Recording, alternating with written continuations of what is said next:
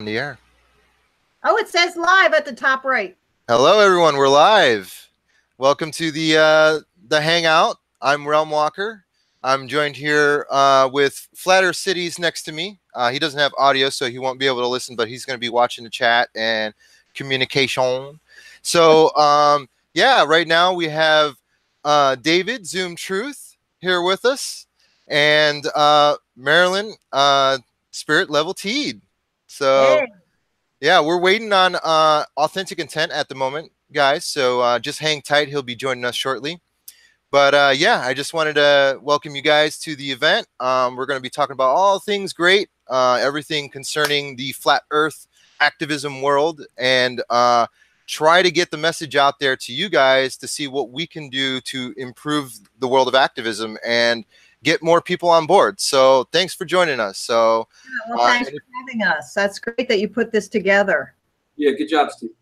Yeah, most definitely. And you guys, you've been doing so much lately. Like obviously, we've been keeping tabs on everything that's been going in David's world with the whole citation issue, and so that solved somehow. I think the police did not bother us yesterday. Yeah, so something's happening, and we did get a response on. We did email them, and we did get a response saying that they were doing an investigation or looking into the issue. So we'll just see where that leads, you know. So yeah. David, yeah, go ahead. Yeah, it might lead to jail. Hopefully not. We'll see. I don't trust the system, so we'll see what happens. But I really appreciate your letter, you guys. Steve, I mean, you got that. You know, you got a letter back from the councilman. So I don't want to make this about me, though. So let's keep going. You know?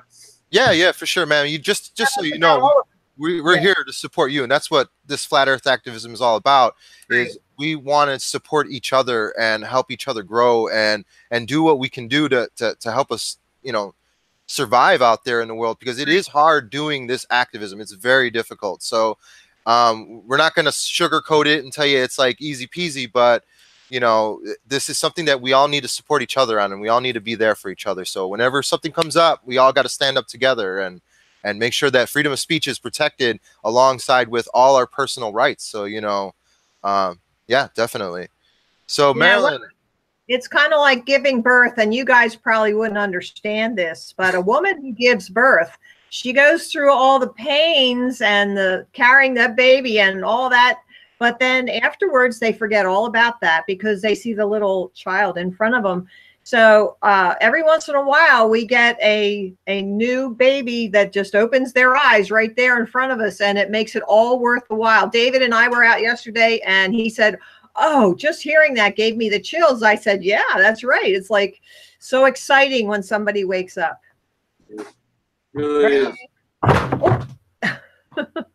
Yeah, it is definitely exciting when people wake up, because you know, first off is like when people do wake up, you know, a lot of people are going to be you know, motivated to take action, which is why activism is here. And then secondly, they're going to be, you know, they're going to want to reach out to all their friends and family and make sure that they know. So, you know, that's the thing, is that we're birthing this reality, this truth into the mainstream, and we're kind of like trying to guide it along so that it grows and it has a healthy life of truth. You know, that's what we want. We want people out there to not only realize this, but actually start working together to improve the world around us. You know, it's a scary thought to think of, you know, all our efforts and everything, and it's like, you know, not a lot of people are waking up, and not a lot of people are really like paying attention, but just give it time. You know, we're all gonna start seeing, you know, it come to fruition over time. You know, the more of us are out there doing this, the more people out there are going to be like, you know, supportive and with us, you know. So we just got to grow each other on a level of understanding. Oh, David is down. Oh, well, I'm sure he'll be back in. So no worries there. But yeah. So I don't know. I'm just going on. I wanted to do an intro. So Marilyn, how about you want to kick this off and tell people about what you've been up to, what you got going on, and stuff like that, and introduce your channel. Okay, I have two channels actually. They're both Marilyn's Spirit Level, but one is on my Gmail and the other, David's back. David's So back. the other one is my Yahoo account, but they're both YouTube. So my viewership is split a little, and that's okay because I'm not really out there for the numbers. I'm out there, you know, just to wake people up that I see face to face. So my channel, really, I guess all of our channel, when we do activism, is to encourage other flat earthers to do what we are doing, to get out there, give them examples of how we handle certain situations with different kinds of people, and how to, you know, drop things, how to, you know, pursue things. It's all about your technique, and Yeah. you know, that's what it's really. So I do have two channels. I was out with Dave yesterday, and he can elaborate on that too.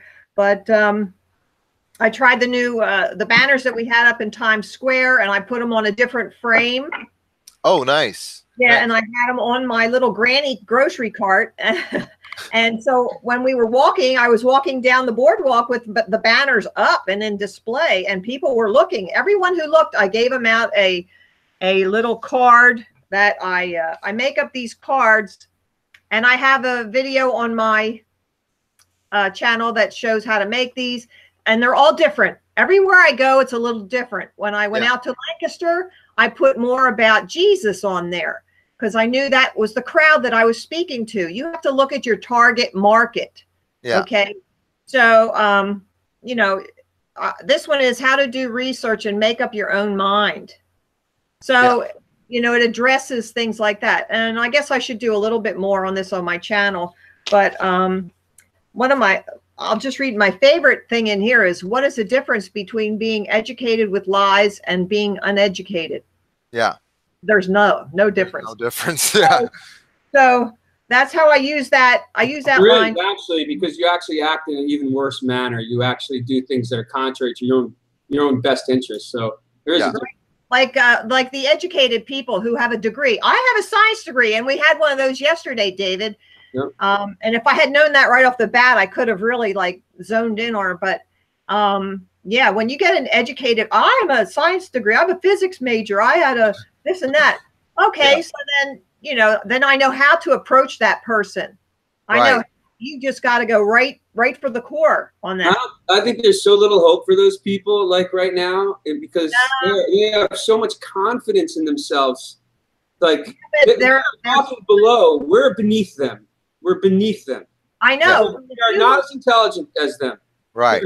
Jim Thorpe video I have, I think it's number 2, where a woman walked by with her family and she said, "Oh, I'm a physics degree." And I said, "You come back here, I will debate you, half of my brain tied behind my back." And you know what? That whole family turned around, came back, and she's the one who said to me, "Oh, the Pacific Ocean is higher than the Atlantic Ocean." Oh, I do remember that. Yeah.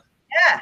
So I finally had to say to her, "Okay, you figure out the curvature formula, you go find evidence, and then you teach your children."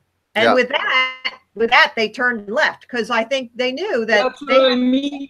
That's what I mean. They will either, because they're not, you know, they're just not going to take. It's like we're screwed. You don't know that, David. You don't know what seeds you plant, when they will.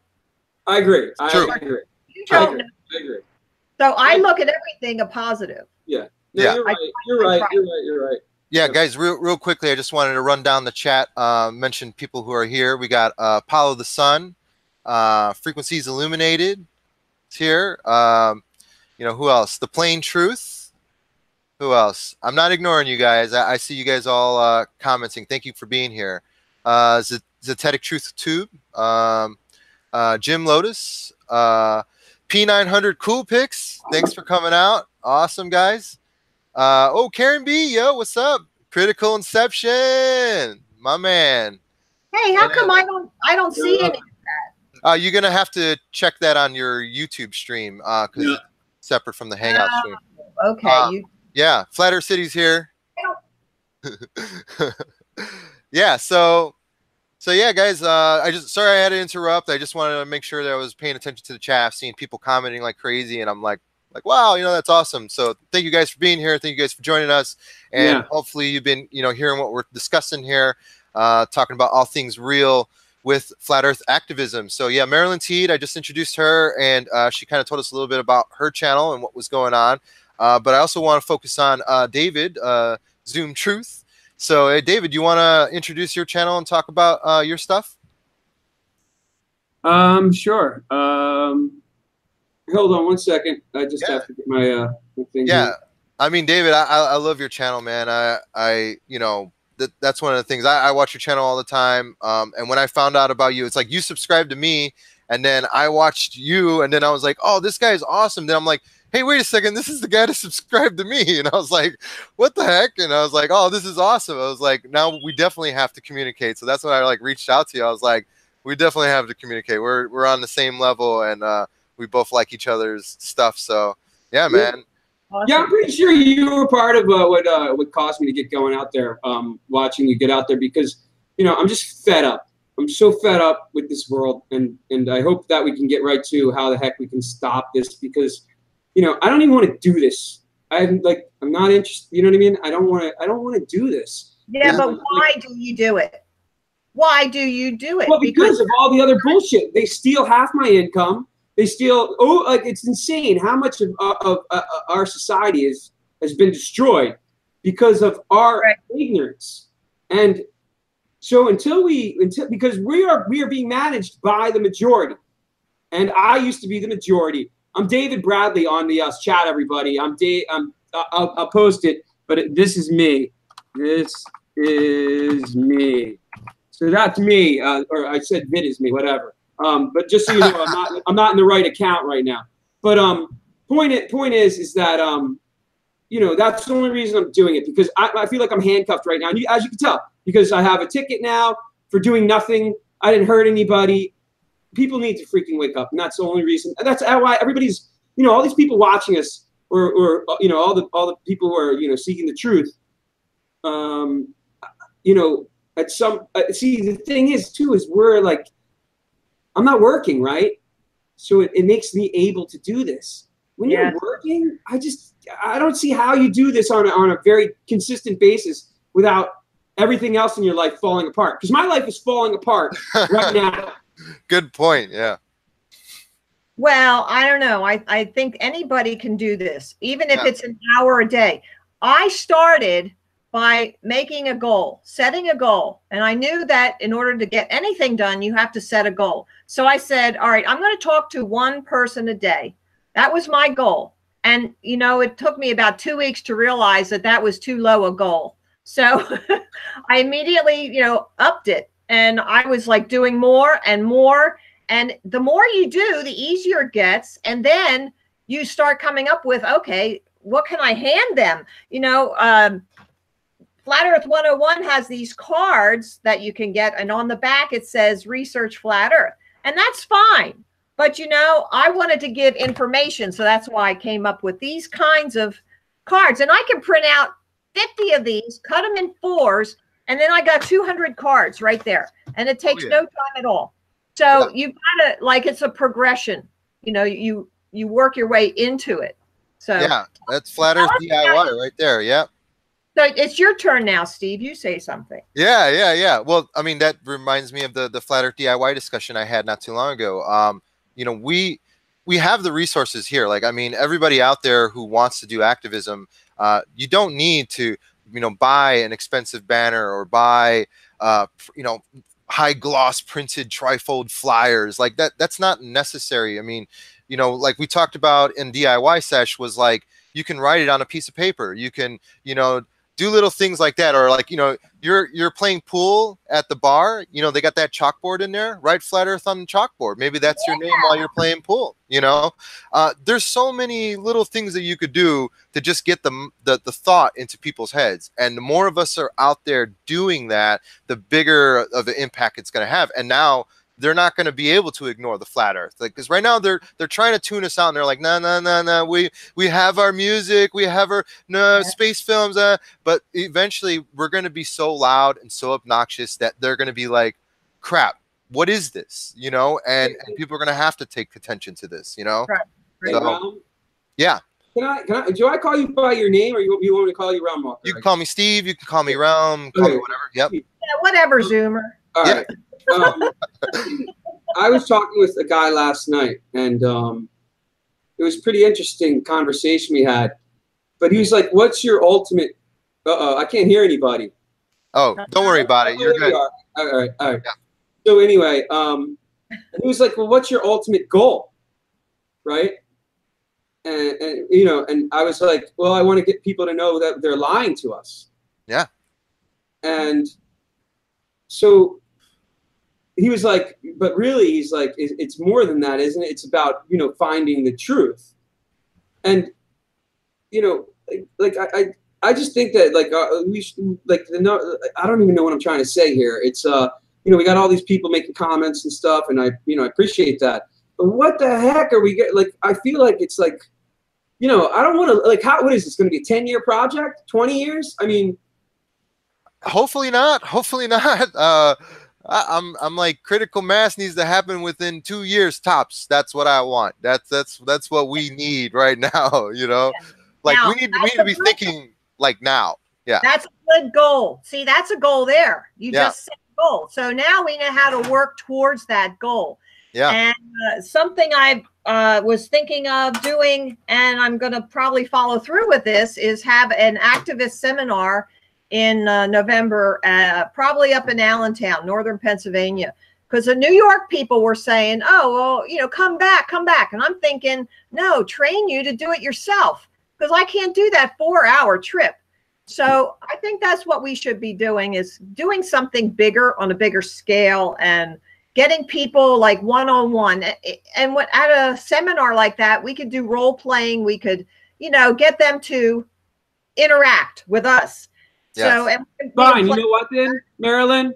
Marilyn, I'm sorry to interrupt. I have to though. But if that's the truth, if you want to go on a bigger scale, doesn't that mean we need like freaking tons and tons of money? And no. We don't need money. Wait a second. Wait, before you say no, you put a giant billboard. You put a giant billboard on the bridge going from Philly to New Jersey, right? Whichever one that is, with the 100,000 cars on it driving every freaking day. That's gonna beat my freaking 4 hours standing out on a boardwalk like a schmuck being ridiculed. You know, not that it's a big deal. I enjoy doing it, and it's good to wake up people. But the fact is that if we could do that in 20 places, people would be. It's planting the seed. No, you're right. Work smart, not hard. You know, like we gotta do all of that. I'm not saying you do one thing and forget the others. I say do all of it. And David, if that's your idea, then that's what you should head up. And I'll head up the seminar. And Steve, that's good. Okay. All right. Yeah. We can do it all at the same time. Maybe even at the seminar, we can get donations to do the billboard. The problem is money, though. The problem is that when you get money involved in this, everyone starts becoming like, who's making the money, right? Who is profiting at this point? So it's like we're in a circle, a loop of hell where.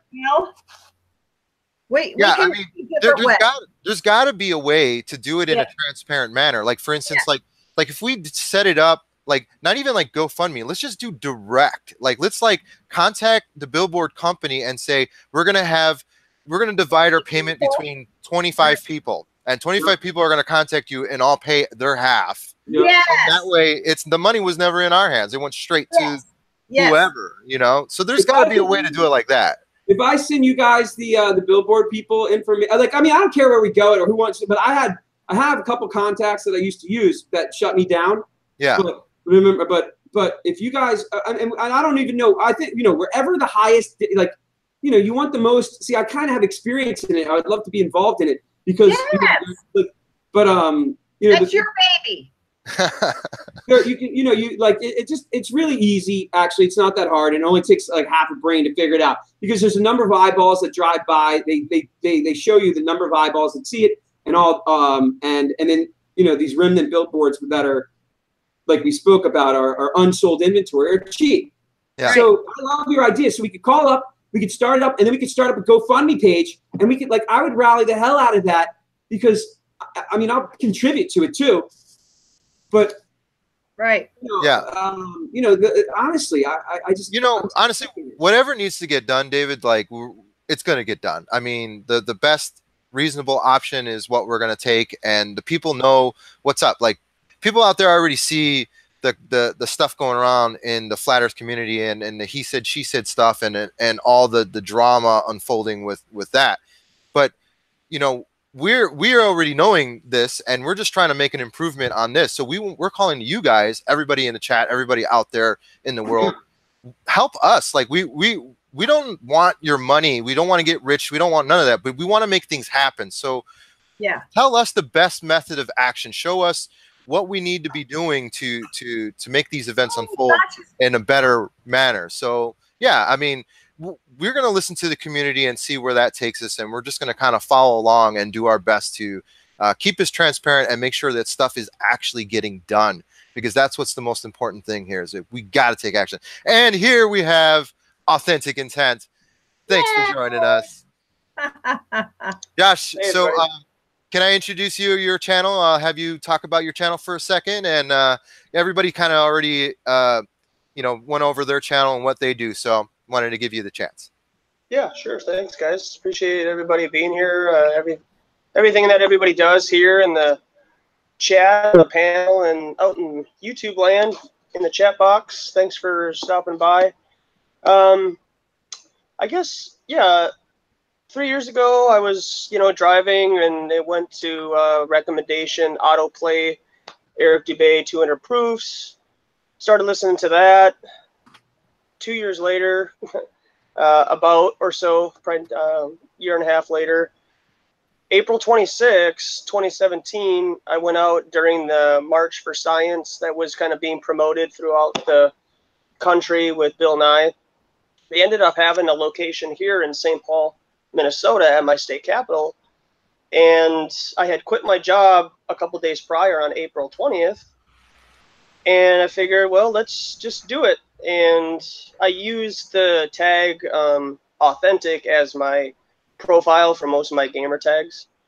And then I felt like, there has to be a genuine intent, even though, a lot of people out there think I'm more abrasive than others, or like I'm sarcastic or whatever, but that's just me. Like, you're getting me. Like, I'm not pulling a script. I'm not doing anything out of my character or anything. So like, if you want to hang out with me, like, that's the type of person that I am. And so you're really seeing the authenticity of somebody who has lived, 3 decades in this reality and has figured out that there just really isn't anything right with this place. And It really stems from, I did my own personal investigation on cystic fibrosis, which I was diagnosed with at 3 months old. Found out there is a link between cystic fibrosis and selenium mineral deficiency. They're not going to give people a selenium pill every night. They're going to treat them as if it's a genetic disease. If you look into Joel Wallach did a lot of stuff on CF, selenium, and cancer, and so on. And that was actually one of the tipping points for me personally, when I kind of resolved that in my heart, that CF Foundation is literally taking money from people and not giving them the selenium. Yeah. Are you kidding me? Sorry, Yeah. I agree. Yeah. And I've done activism twice for cystic fibrosis. I've done activism twice here at my 9th District Federal Reserve Bank here in Minneapolis to inform the public about taxes and stuff like that. So the future of Authentic Intent, I hope to, as a foundation, right, Earth, with Flat Earth, but also I think more observationally, the public can see chemtrails, and you can actually look into 5G, and there is evidences to show what 5G and 4G have done to the human body over a period of time. So even if people want to deny Flat Earth initially, you can just point up to the sky and show them chemtrails. So, but they're being taught as real clouds now to kids. Yeah, I know, right? Oh, yeah, God. Yeah. It's disturbing, but we just got to keep pressing on, and we can't lose heart. So Hey guys, I want to introduce Flat Earth City. Even though he's not really like listening in live, he's listening in the delayed YouTube session. I wanted to introduce him and have him go over a little bit about himself and his channel real quick. So hold on one second, guys. All right. Hello, everybody. Hi, Tim. You're the walking billboard, right? Yep. That's what I got now. So I got into Flat Earth. I was going to church every Sunday, driving into Chicago for this large church with about 2,000 people, and they talked about end times a lot at that church. So I went on YouTube and was looking up end time prophecy, and I found out that every month or every week or whatever, there's a new end time prophecy that's happening. So I realized that that's just another conspiracy that's going on out there. And then I started getting conspiracy, like Mark Sargent came up, and I clicked on Mark Sargent's Flat Earth Clues, not knowing what was going to happen. And then this turned out into being, that was 2 years ago. I've been doing this. Doing my research, I found that Zion City, which is 2 cities away from where I live right now, was a flat Earth city all the way through the 1950s. So I've been going there and doing research at their historical society, at their library, and that's where the bulk of my research is. And then doing filming the stars and their locations in the sky and stuff like that. I got a March 6th last year. This year I posted a video of Venus and Mercury both up in the sky, and have a good selenium video of one of the solar or lunar eclipses, and Good. that's what I've been doing. Awesome. I love your little the placards that you wear. They're awesome. Yep, and I bought a laminating machine, so they're pretty good for all weather now. Great. I could go out in the rain and still survive doing. I don't think you have to be that diehard. Awesome. Great. I'm glad you're here. I'm glad you all are here. It's so great seeing you. Almost in person. In person. No idea how this goes. Good enough. It was great. Oh, thanks, Tim.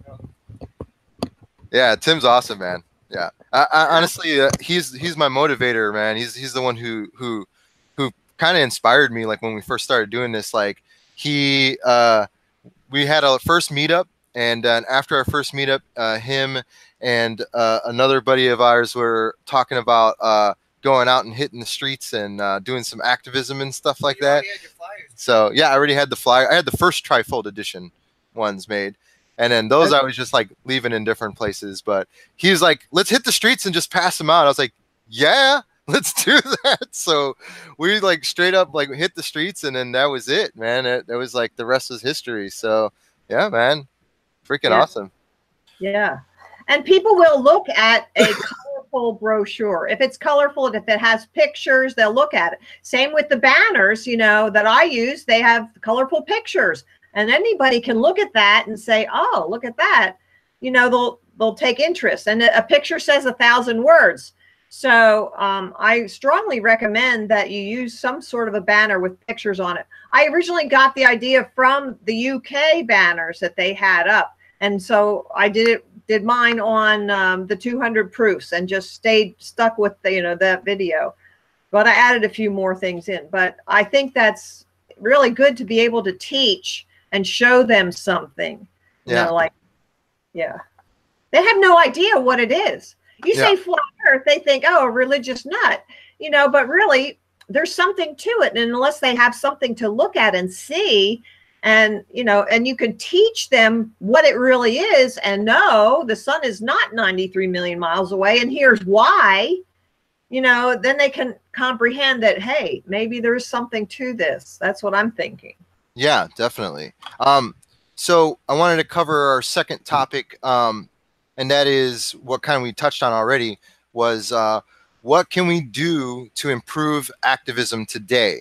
So what is it that we as activists, you out there too, who are actually doing stuff, can do to take our activism to the next level, to reach more people, to improve the fluidity of the conversation with people? Because that's another thing too, is like, as you go out there and you're communicating with other people and you're giving them like little flat earth tidbits here and there, it's like, you got to learn how to work the conversation. You got to learn how to introduce certain topics of interest, because each person is going to be interested in different things. One person might not care about this or that. So you have to learn to tailor to each specific individual. Actually, I was listening to Roxanne Glenn FE channel, and she brought that up too, and that was a really good point, because it's like, you know, we're out there, you know, and there's other people who want to do this too. So it's like, it's all about self-improvement. So what can we do to make it easier to get other people into activism and also do activism itself? So do you guys have any thoughts on this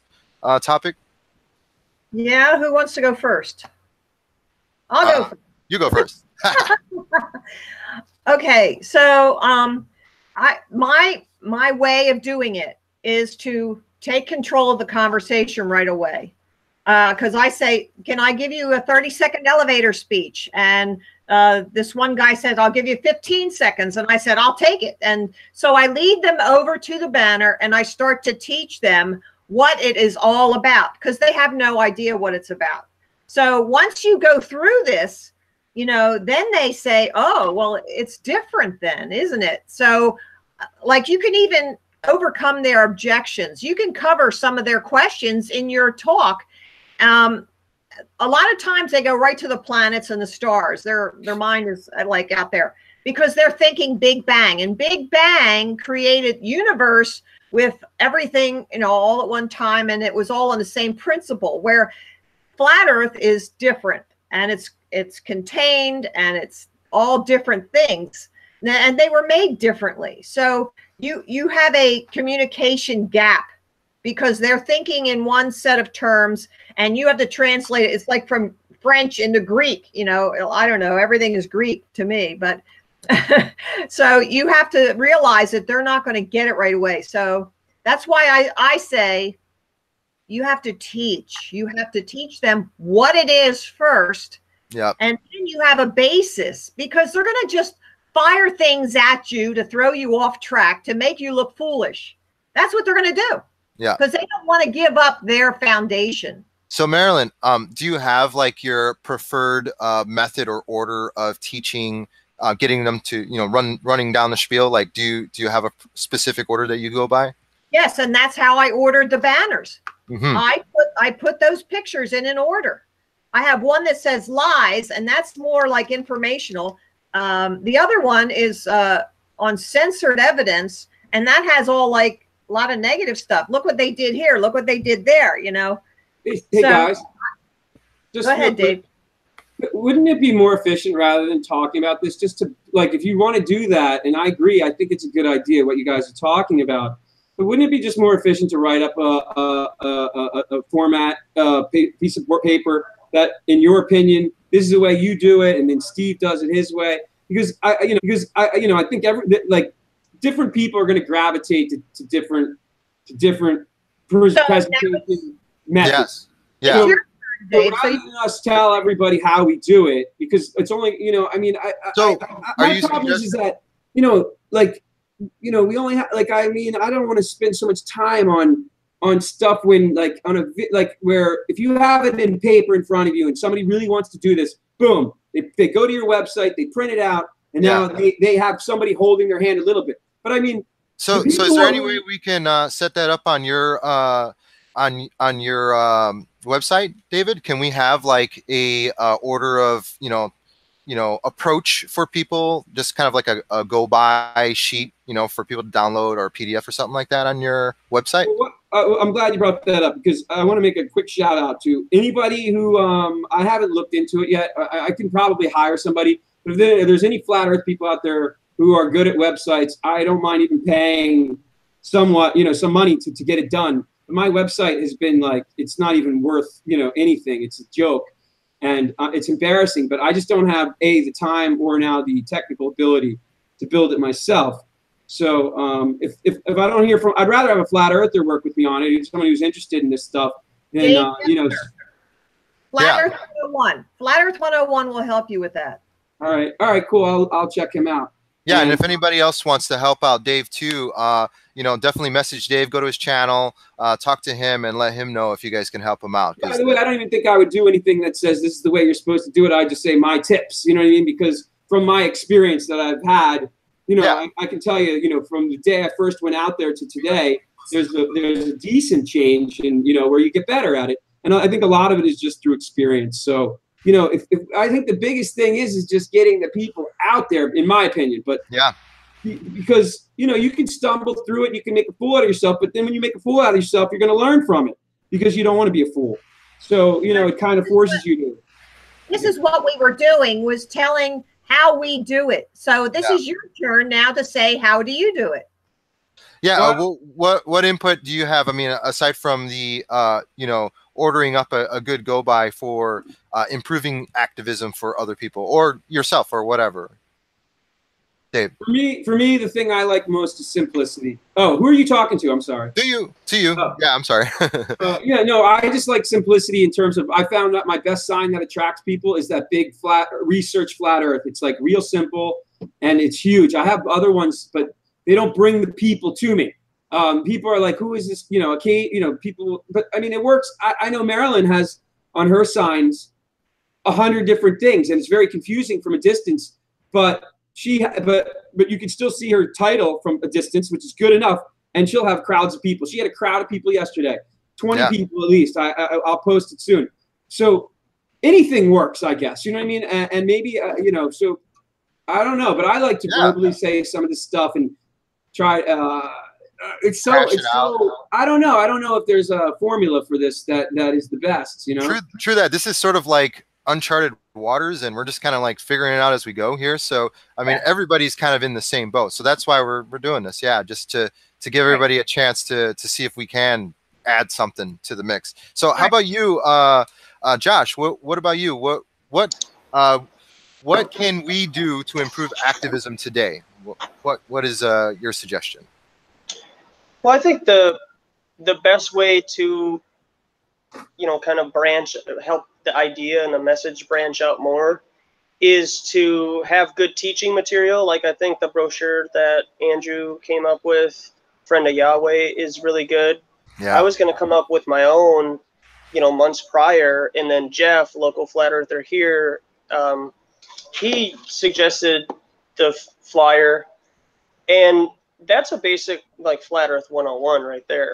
And so the best part about that is people, whether they agree with the information or not, are going to take it with them and then probably present it to somebody else that they know, like a friend or a family, maybe a coworker or something, right?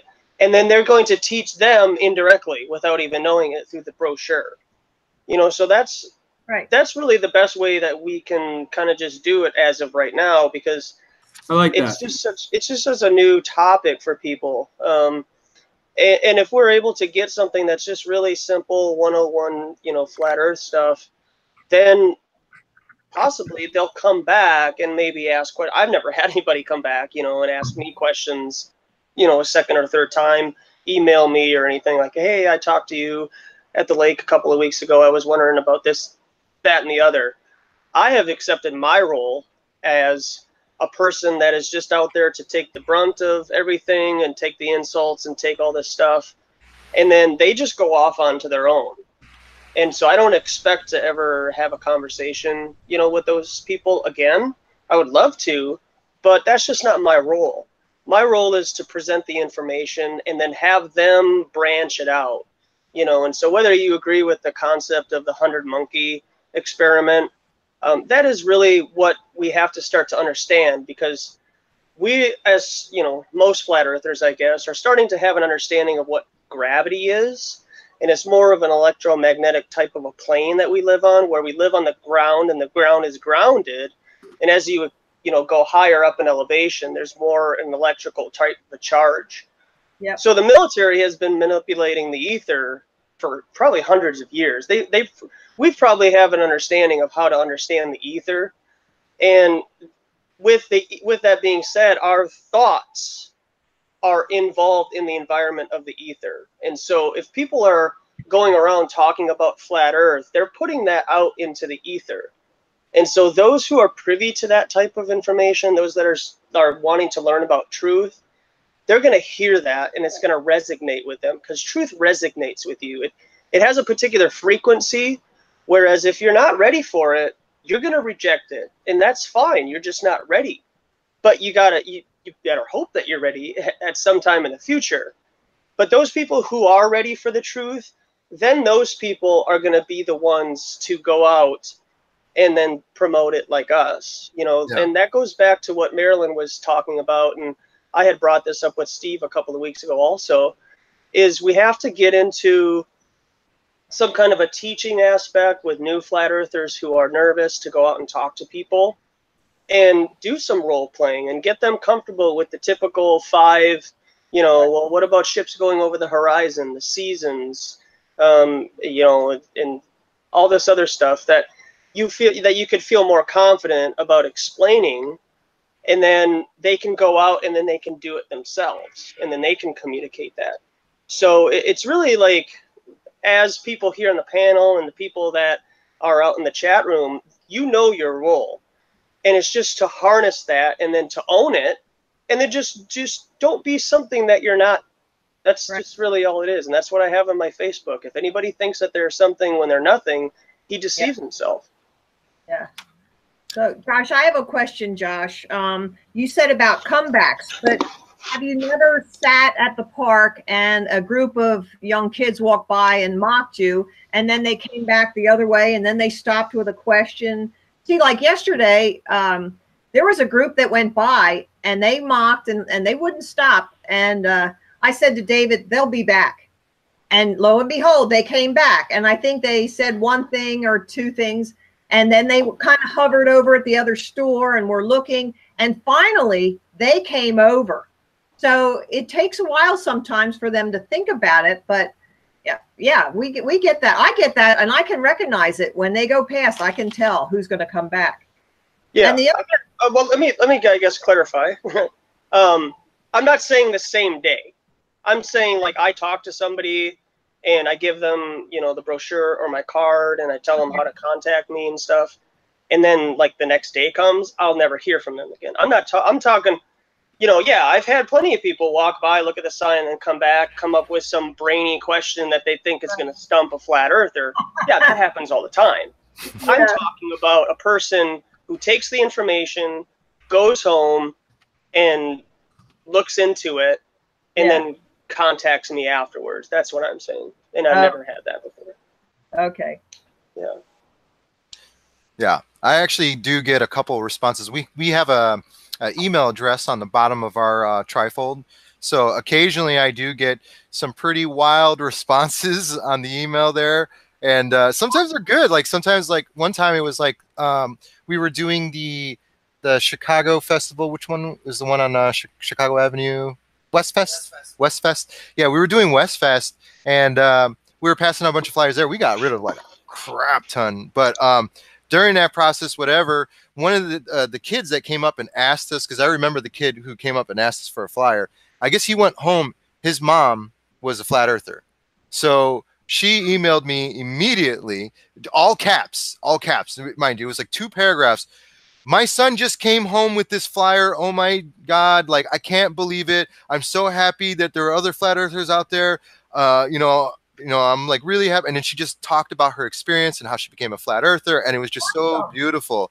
And it was just like that's how we affect people. I mean, it may not be directly, maybe indirectly, but it trickles. And occasionally I do get a few feedbacks that are positive, but mostly if you look at the Red Pill Gmail response, it's a lot of negatives. There's a lot of you know, drink bleach and that sort of mentality going on. So, you know, speaking of that, hey Steve, speaking of that, right now, if you look in the chat, I don't know if you guys have been watching.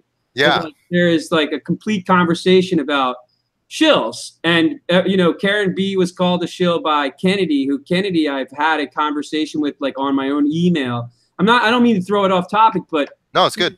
There's so much paranoia amongst us, and I mean, it's understandable because I believe there are. You guys, you know, do you think there are shills? Sure, people that want to destroy us. Yeah.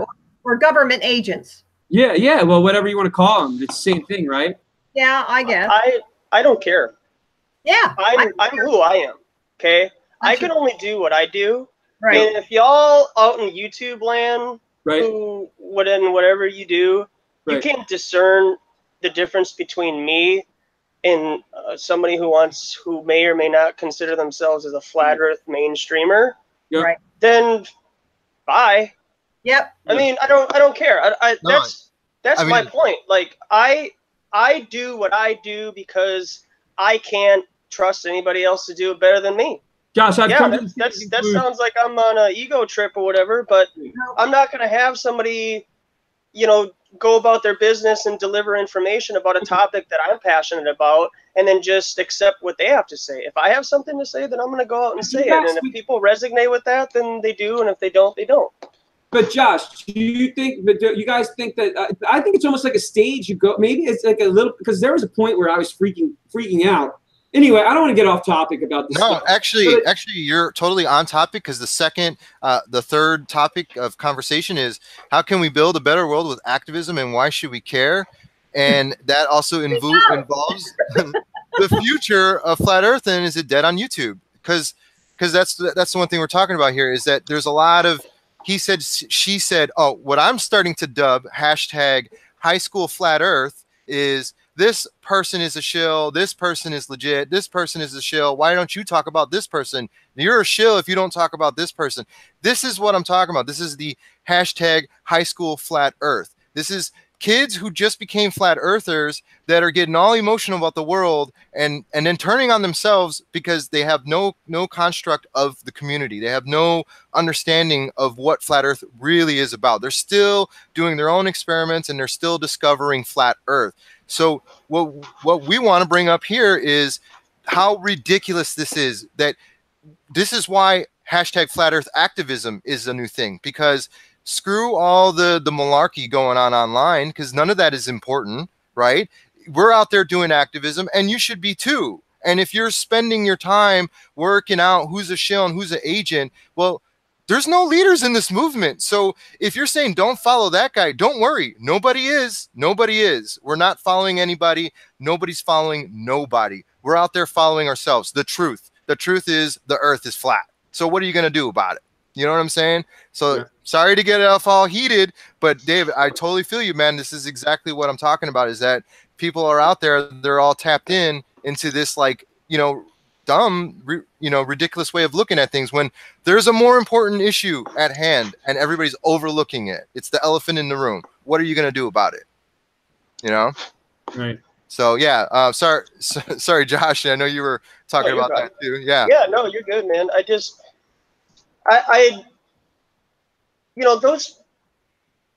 Let's be real here. You're going to call Mark Sargent, ODD, Patricia Steer, and all these people, you're going to call these people shills, where they're the ones delivering the content. I don't see anybody who's calling somebody a shill come up with their 50 flat Earth proofs. So if you're gonna call somebody something and then you're not doing anything productive in the community yourself, then you have an agenda. Then you have a particular preconceived notion that there can't be any genuine people in a movement as massive as this. And this goes all the way back to the women's movement and the black movement. This goes all the way back to just Antifa last year when I was doing live streams about the Black Lives Matter. You're going to have people who are 5 or 6 people who are shills, who are being paid by the government to then draw genuine people into the movement. So then those 5 or 6 people, they branch off into like another group of 3 people, and then they're going to draw more people, genuine people, into the movement. And then these 3 people are going to draw more people. And then those 3 shills, right, they're going to branch off into 1, 2, 3 groups. You see what I'm saying? So they spiderweb off. So Josh, what is the point of these government shills then? Like, what? Because all they're doing is waking us up. If they're, I believe they exist. So this is a controlled rollout, right? Is that what this is? I think so. Yeah, and I have no problem with that. But why? Still, that's my role. But why this place has an uncanny reason. It has to tell on itself. I think it has to display and tell what is going on in the background, so that those with the discerning spirit have an opportunity to do something about it. And as we continue to be passive about the things that are going on in this reality, like that alleged shooting at that Madden tournament yesterday, you have to use your own discernment. And if people continually just consent by their silence of how things are and go with the narratives that are being presented to us, then you are condemning yourself. Right. Me, personally, I am starting to understand, and I want to help drag people with me who want to be informed. So then we can do something about it.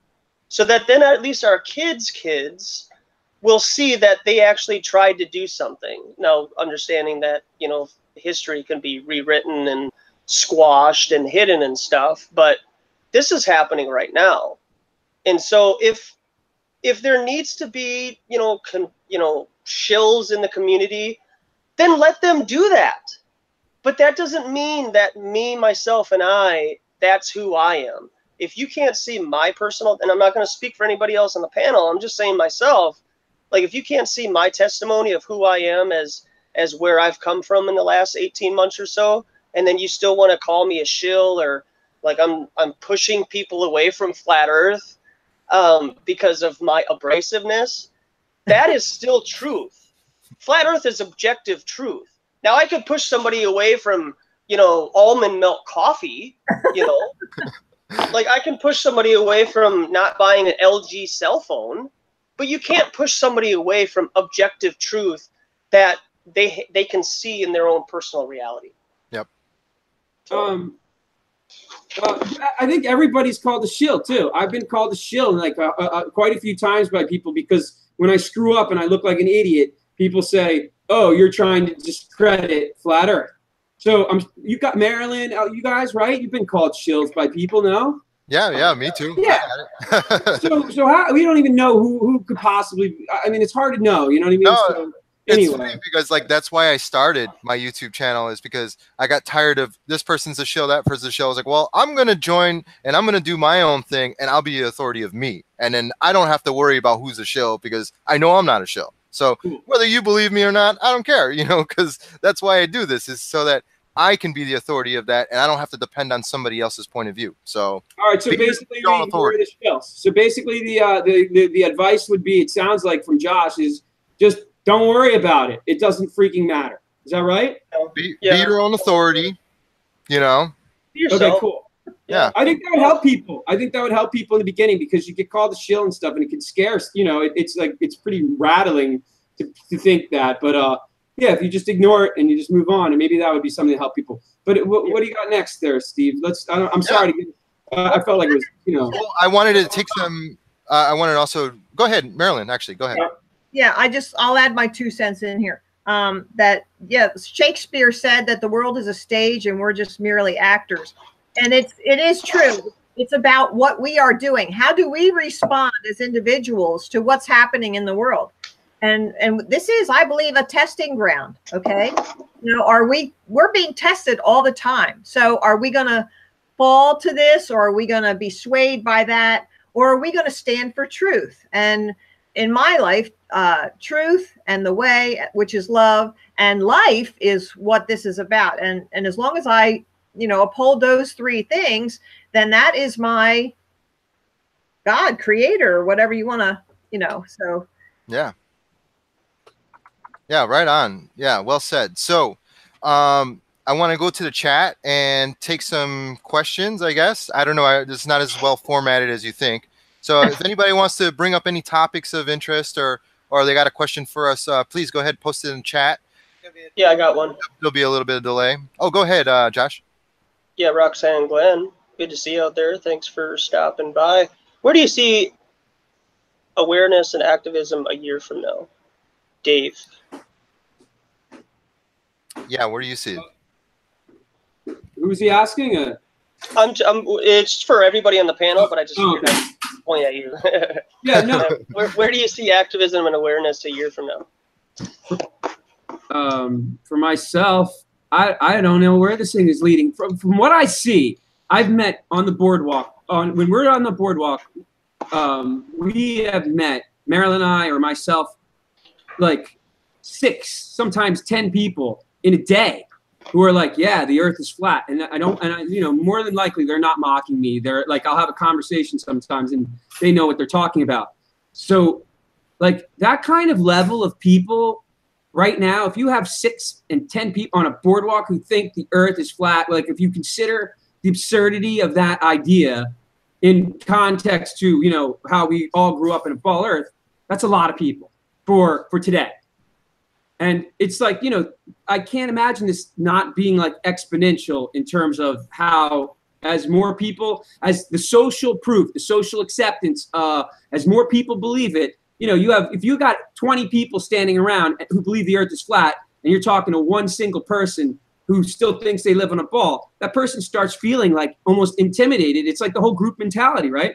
So in a year from now, who knows? But I feel like it's moving rapidly towards critical mass, I guess is what you. I'm sticking by my 2-year marker. I think 2 years is going to be our critical mass.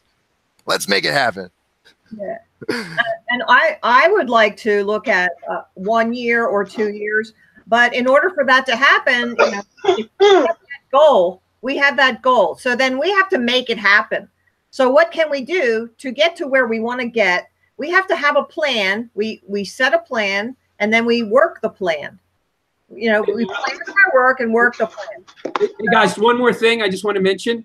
I was speaking with I forget who it was last night. It's like someone who's been helping me out with my legal problem, whatever you want to call that. I don't even like using the term legal terms anymore. But he had said, regarding, he said, you know, the thing is, he goes, I thought that common law, when he found out about common law, and there was a big push towards common law and being a living man, right? He said, I thought that was going to be the thing that was going to wake people up. It would rip through society, and it didn't happen. Maybe because maybe I think common law though is a lot more intimidating. Like when you have to go to a court to uphold that truth, that's not the same as going out on a boardwalk and just shouting out to a bunch of people. So I might be wrong. Good point. It's like going up against the beast head itself. You know. Yeah. That's so kind of a scary task for most people. So. Yep. Yeah. Well, not for Josh. The other thing.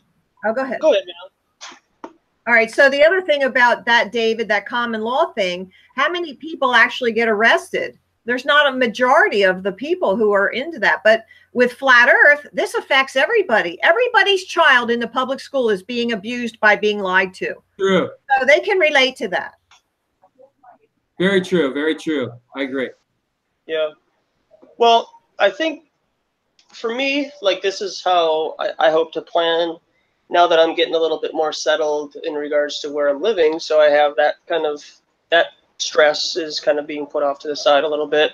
So I'm able to focus more. And that's another thing too, is like people who are in the flat earth community, and I don't mean to bring this topic up again, but maybe just to use it as context. But if you are focusing on who's a shill and who's accomplished things in flat earth and who hasn't accomplished things in flat earth, that's a lot of energy that you're putting forth to create something, you know, whether you want to call it drama or, you know, look at me or look at this person, they haven't done anything. And it kind of branches off into like, okay, now I'm a flat earther, now I have to do something about it. And I think that puts a lot of pressure on a lot of new flat earthers, or, you know, maybe people who are new to the community. That just might not be their role. And I live vicariously through you, Josh, when you go out and do activism, because I can't do that. But what they do is take what I do good and then throw out what I do bad that works for them. And then they present it to their own friends and family themselves. You know, so I think that there needs to be a lot of pressure taken off of new flat earthers to go out and accomplish something in the flat earth community. Whereas people here on the panel and the majority of the people out in the chat room right now are starting to mold into their roles, because me, amongst a lot of people out in the chat room, are like 3 years into this. So we're seniors in this, you know, we're veterans in this community. So we do have a particular role now that we have embraced, maybe indirectly, maybe it wasn't our purpose, but we are an example now. And so to kind of go from that, I'm going to start going to I'm going to be significantly close to the University of Minnesota. And I'm going to be hitting up the university quite a bit. And I got a guy here, Chris, right? And I got Lois, and we got a couple other guys that are going to be coming through here in the next couple of weeks to do activism. And if we show consistency at the university, or a university anywhere here in the state, then we're going to be able to affect the kids. So if the kids, the college students, start to be, you know, questioned and challenged about flat Earth, globe Earth, and outer space being real, we're going to be able to use them as a means to present flat Earth into the classroom. And then they're going to start bringing it up to their teachers. Now, if from now until that time comes to the end of the school year next year, the teachers, hopefully, I mean, this is just delusions of grandeur, right? But the teachers then start feeling pressure, because you then have teachers who have a conscience. They're still human beings. And then they'll be scratching their heads and be like, okay, so if outer space isn't real, then why am I teaching this to the kids? And so hopefully, right, I mean, the teachers will wake up and question the school board. So it might tarry up into that, where there will be genuine school students who hear about flat Earth, challenge the teachers, and then the teachers realize what is being taught isn't necessarily, you know, true, and then they start challenging the school system. So a year from now, you know, maybe the school system needs to be challenged more.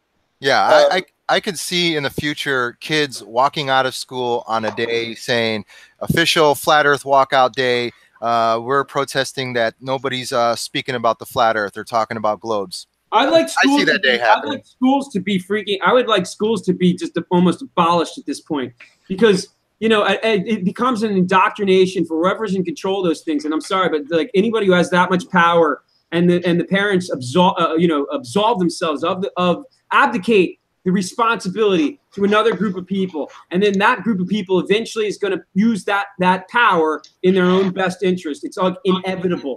So to me, it's like schools need to go. They're bad.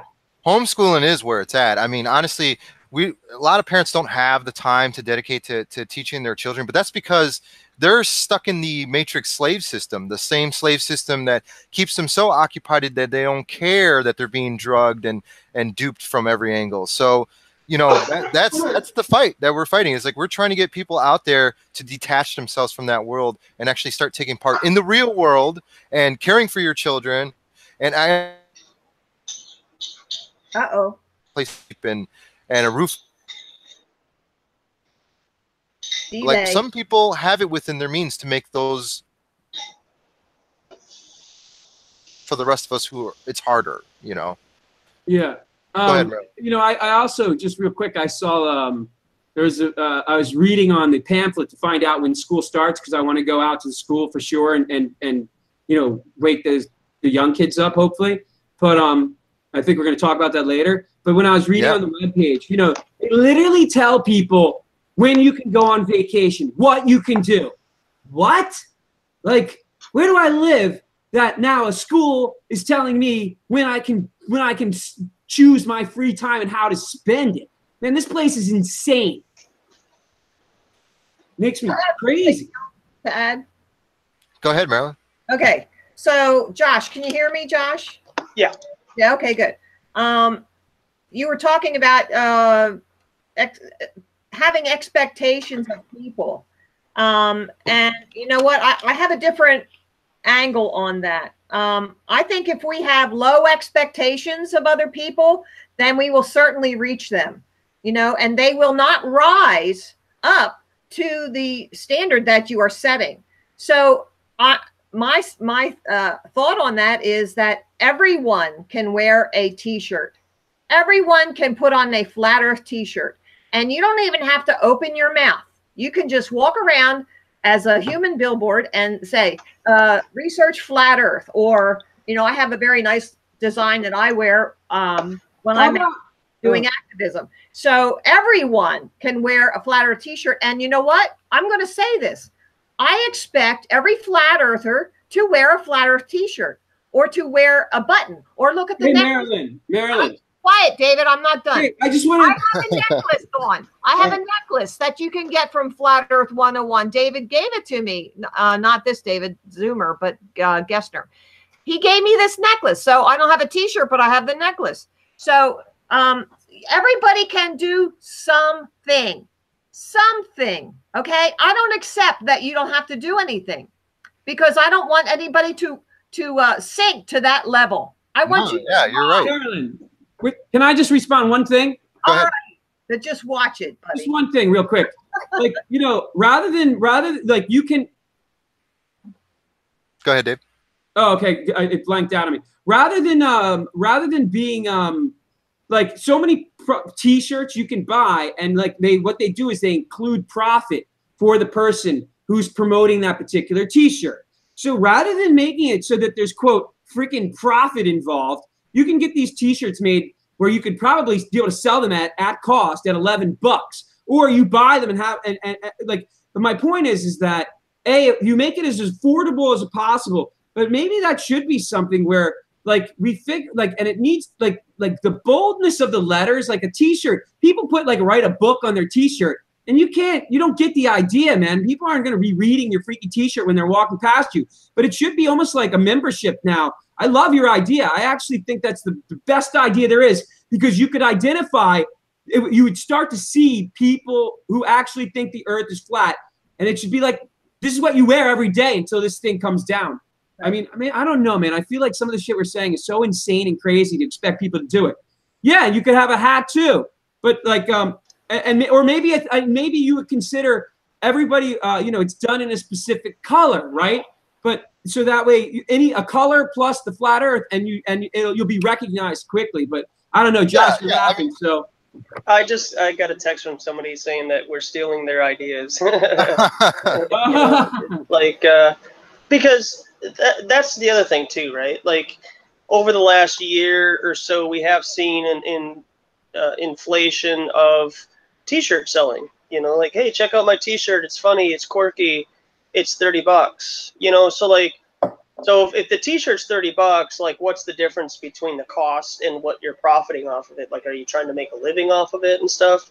And so, yeah, I mean, I can see how there can be people in the community either in it or you know, globy type side, and they can question and say, okay, so you're using flat Earth as a means to make, you know, pay your cell phone bill every month. And so I think that if we use, you know, maybe this panel and some people out in the community, because I know a couple people here locally who would be into that, yeah, giving away flat Earth T-shirts. Yeah. You know, there's a lot of material. I burn DVDs, okay?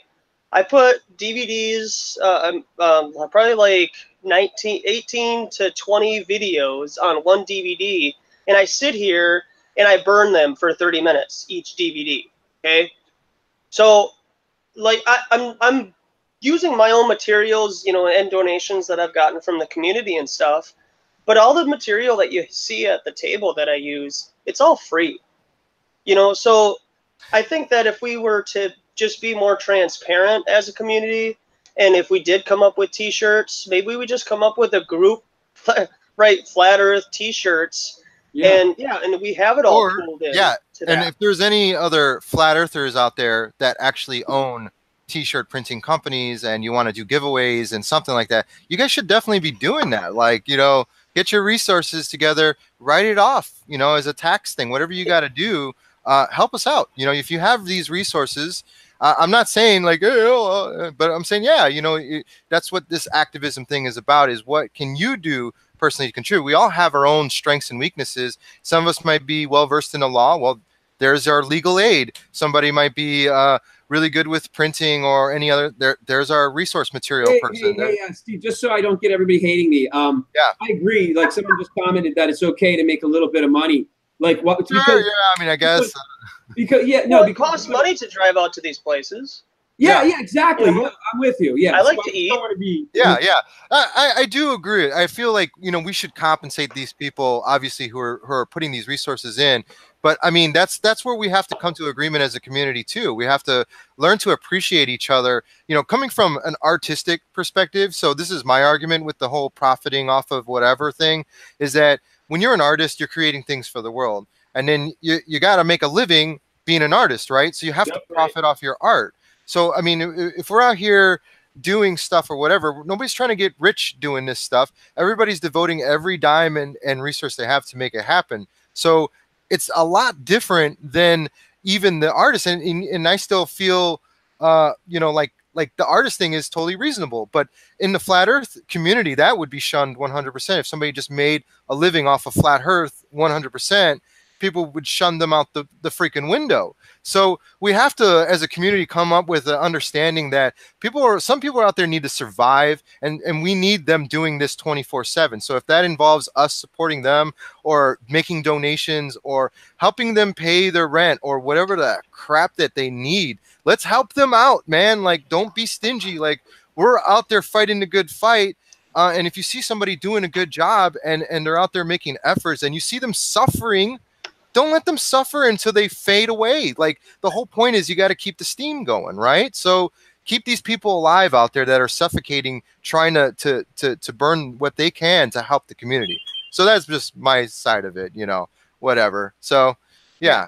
So, yeah, I have something to add with that, is that the banner that I had, the Lies banner, I had it on my trailer and I was driving down the road and all of a sudden I hear this blump, blump, blump, blump kind of thing. And I look back and the one banner, the tape gave way and it went under my tire. So I took it home and I used magic marker and it turned out pretty good. And I used it after that. But then I told Dave Gessner and we decided to improve it a little bit and make up a new one. So when I got the new one, I asked Josh if he would be willing to take a slightly damaged banner, but it was still in good shape. And so he did, and he's using it. So I gave it to him for free, Yep. And there was also Mac from Canada. He was having a rough time, and I said, "Listen, Dave, we need to do something to get Mac, a little encouragement." So we made up the same Lies banner, but just a little smaller. And we sent that to him, and that really encouraged him. See? So, those are things you can do. And I wanted to show the hat because this is a business card. And all I did was take Gorilla Tape and it taped it on there. That's my hat. This is not a professionally made hat. I bought a hat and stuck the freaking card on there. I don't care what you think about it. I don't give a darn. This is me. It looks good. So you can do anything. I don't want to hear any excuses from people that, oh, I can't afford that. Don't give me that garbage. Get your butt out of there. You guys are walk the couch and get out there. You guys are making me want. You guys are making me want to heavily consider doing donations now on my page, because I only have so much funds to do this, and I really want. I love the idea of a flat Earth T-shirt that if I hand them out to people. And get people, even if they don't believe in it, and one day they wear it just because they're going on a trip somewhere and they're doing, they might wear it, but I don't know. That's all. I just think that it's a good idea. At the seminar that I'm thinking of doing, pretty sure we're going to do it in November. I was going to have that kind of an idea, so we can talk about that, Dave. Good idea. Yeah, I'm writing it all down. Yeah. Well, most flat earthers and most people, who are kind of in the truth community, they understand that it costs money to do stuff.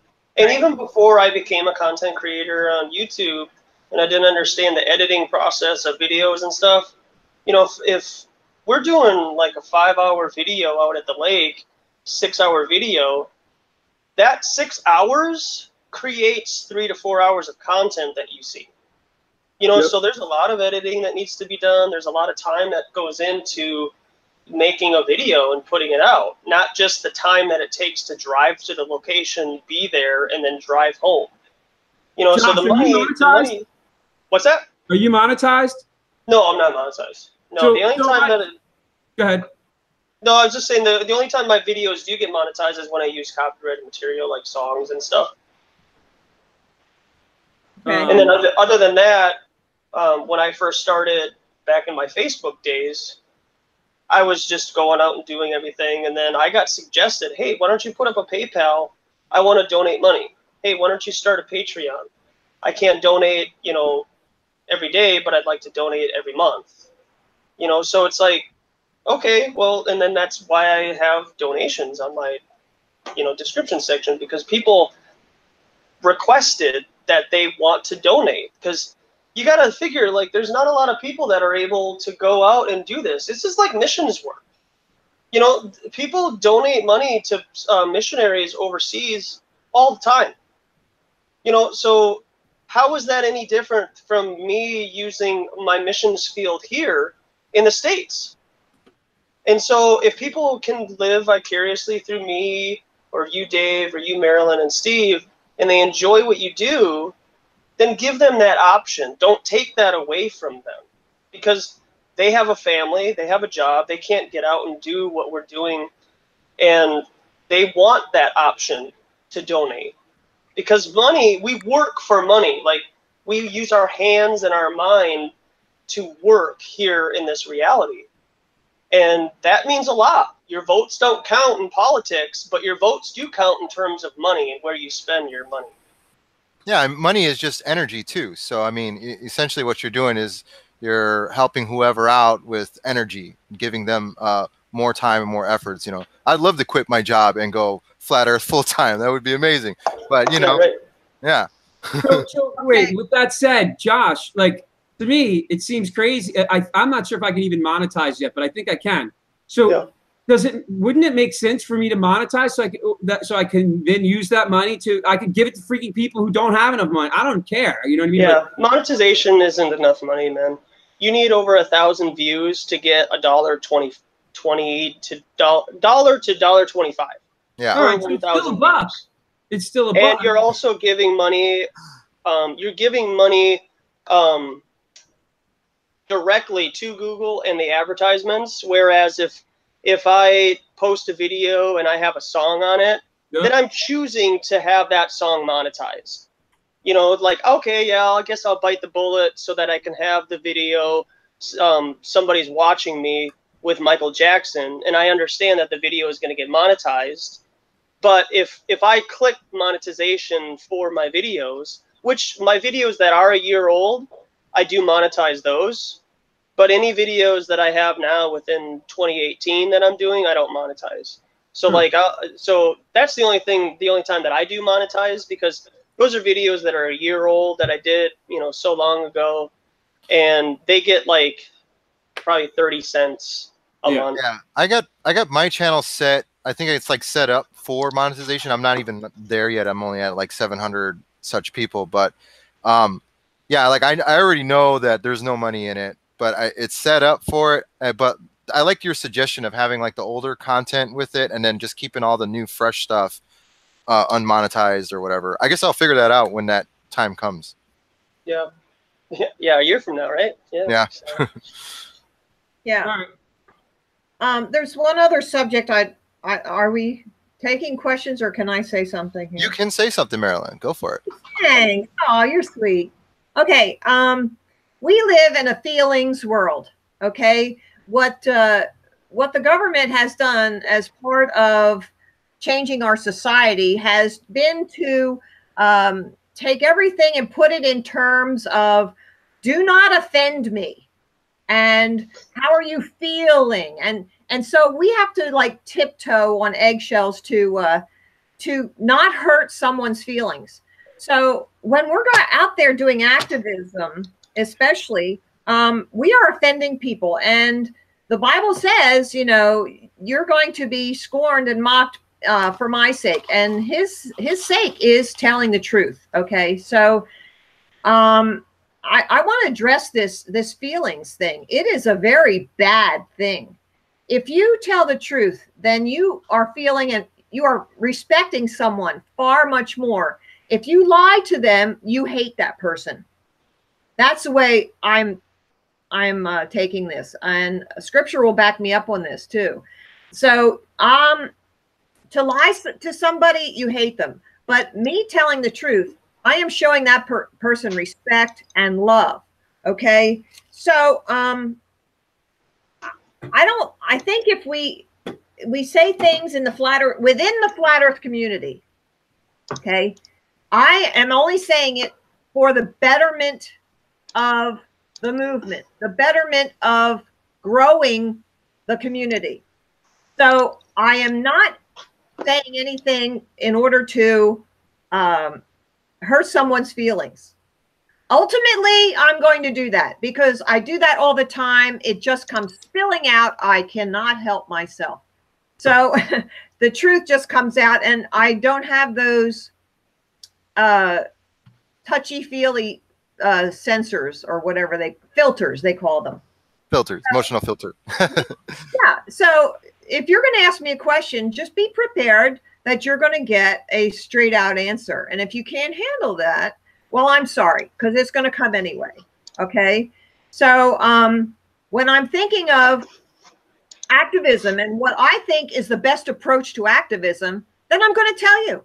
And I have a darn good reason for telling that.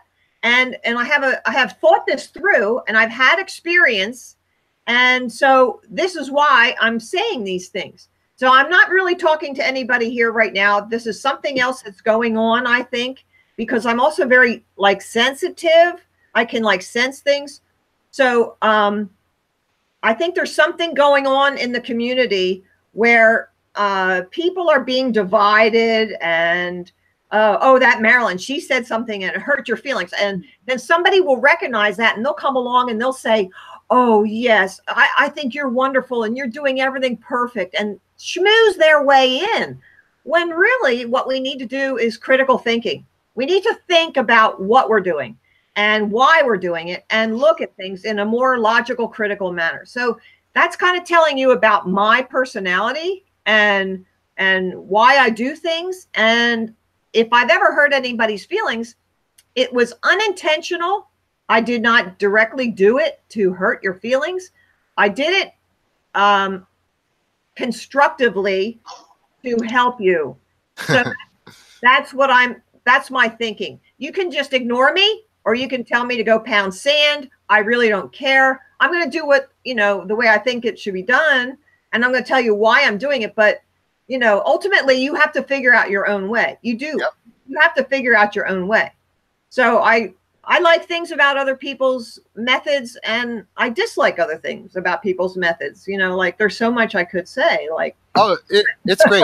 All of us here, we all have kind of our own style. It's pretty cool how the sort of the ultimate team of Avengers here. We all have our own little way of getting the word out, and our own little quirky fashion. And I like mine. And quirky. Quirky is very good. Yeah. Yeah, I consider myself quirky. I don't know. Yeah, me too. Yeah. Me too. Yeah. So but Zoomer's not quirky at all. He is in his own way. He is. when he gets frustrated with people that he's dealing with, he does a really great way of softening up the situation and keeping the conversation rolling. So I love his style. Yeah, wait till you see the video from yesterday. I was almost getting. She went in full general mode. Let me say something about this. Some people have called me general, and I don't know why, but my mother, when she worked in corporate America, she was head of the janitors and the telephone operators and the cafeteria workers. So she had everything in line. My mother's very by the book. And they called her Sarge. So I guess I got a promotion from her nickname. There you go. Yeah. Yep. Yeah, and we all know who the real talent behind the Realm Walker channel is. Flat Earth City. I mean, because without him walking around with the billboard, we're not going to get any attention. People are going to just walk by and not even notice us. So thank you, Tim. Thank you. I love Tim. I love how he's straight up. He tells people, he's like, the earth is flat. The earth is flat. It's just a fact. Yeah, he's amazing. Is he listening in or no? Yeah, he's on delay though. I think it's 10-second delay. Oh, okay. All right. Yeah. He cracks me up every single time he says it. I almost every single time I laugh because it's just so matter of fact. Oh man! And what you got next on your list, man? What you got next? Let's keep this thing rolling. No? All right. So let's see. Oh, right now I wanted everyone to have a chance to bring up any sort of topic of interest within the community or within Flat Earth.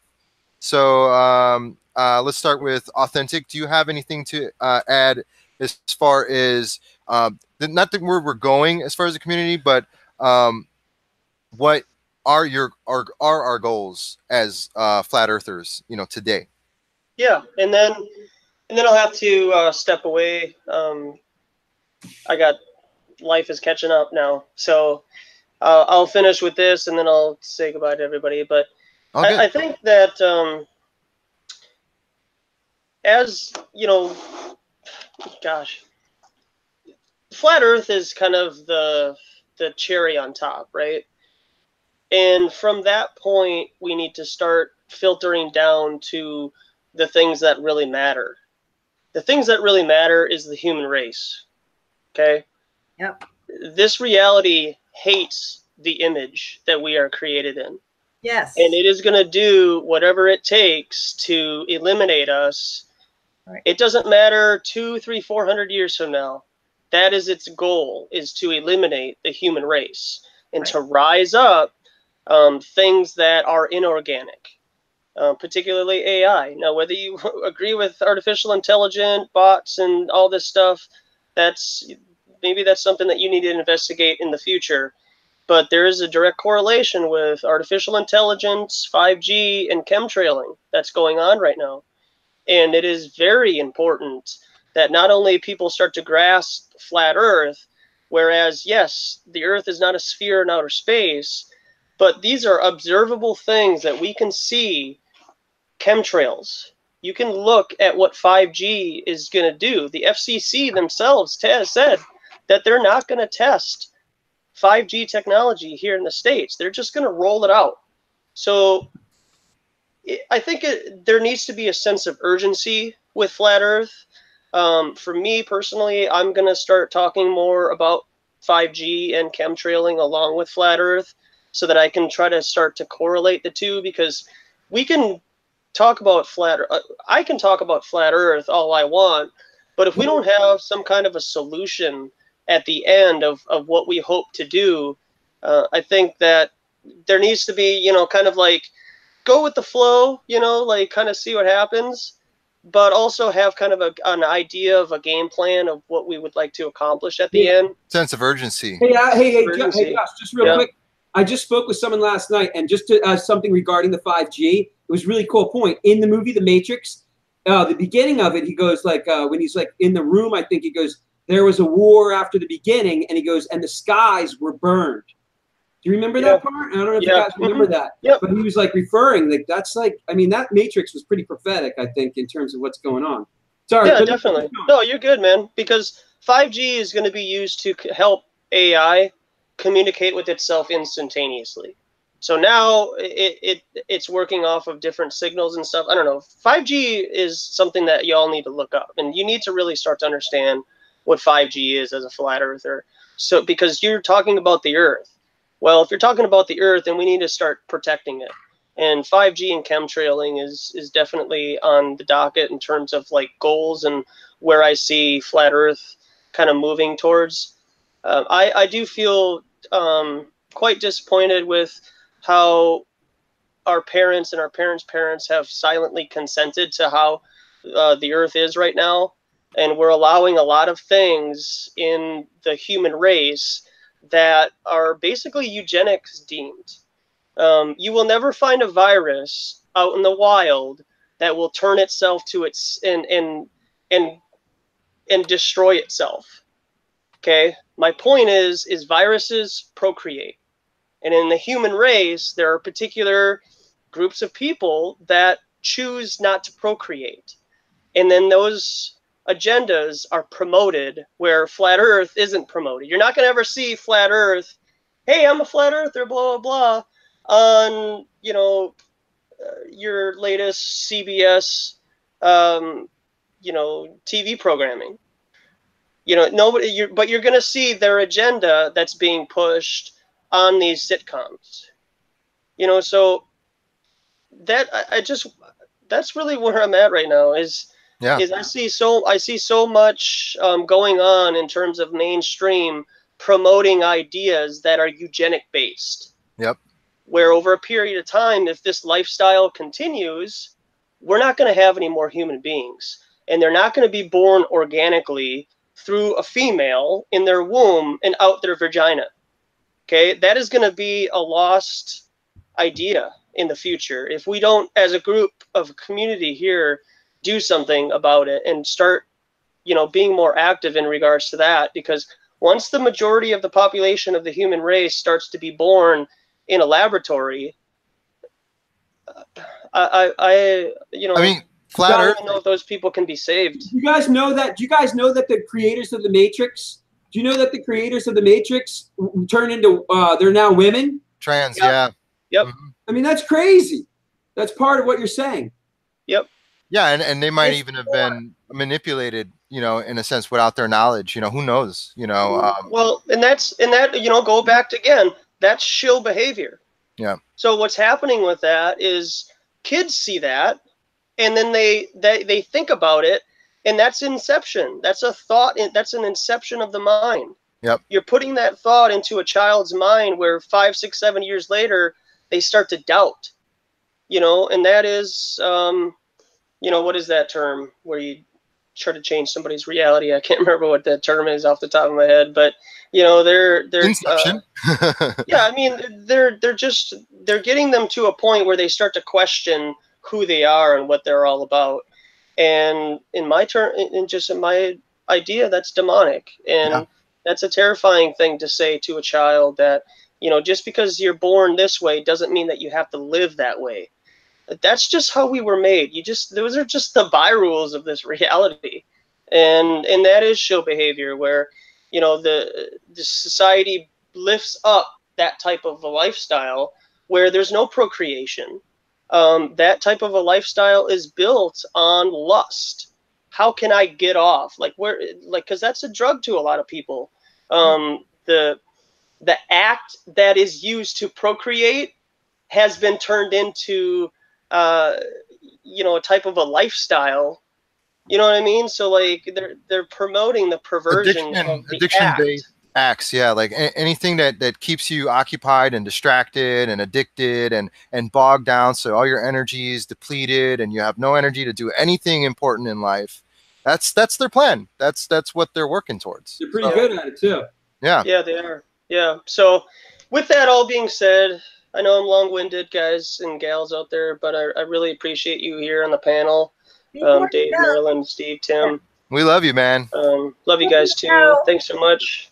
Yeah, wait, before you go, Josh, two things. I think, how is your activism since lovely Lois has joined you and now you have one other person? Because I think it's really good. I've been out alone too, but I think it's a whole lot better, at least if one person is with us.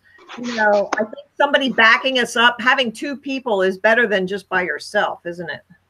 Well, I see where you're coming from with that, but I was listening last night to, after it was streamed live with Roxanne Glenn and all those guys over there. Somebody kind of made a point as to, if you can't, you got to do flat Earth activism by yourself to start. Yeah. Right. That helps you gain confidence, helps you understand the negatives that you're going to hear, like, oh, what about, you know, the seasons? You know, how does the sun traverse around the earth? You got to do it yourself. You got to have those challenges. And it conditions you for, you know, the stress level factor, because when you're on your own, you don't have somebody there to alleviate the stress.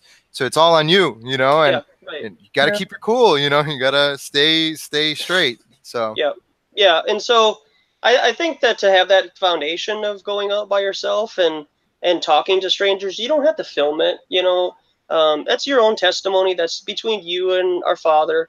So you do that by yourself and get that confidence. And then when you do go out with other people, you're not dependent on them to come up with some great response that's going to get these people to believe in flat Earth right away, right? So I think it is important to go out by yourself, but yes, over a period of time, I think that a collective group of intelligent, like-minded individuals regarding flat Earth is a powerful organism. So, yeah. And one other thing, before you go, is about the colleges and the school boards. I I know you brought up the colleges, and that was something I have on my calendar for September, like from a couple months ago. So I do want to get out to a college in our local area. But even tomorrow night, I was going to go to a school board meeting. And there you have a few minutes where you can just drop a bomb and you can leave, you know. You can ask the school board, hey, show me the curve. You know, just show me the curvature and say I think you get 4 minutes at our school board meeting. But everybody can do that, you know. Yeah. Yeah, but I'm not going to be able to do it tomorrow night because I was just called out of town for tomorrow now with my family. But yeah, those are things we could all do. Your local school board.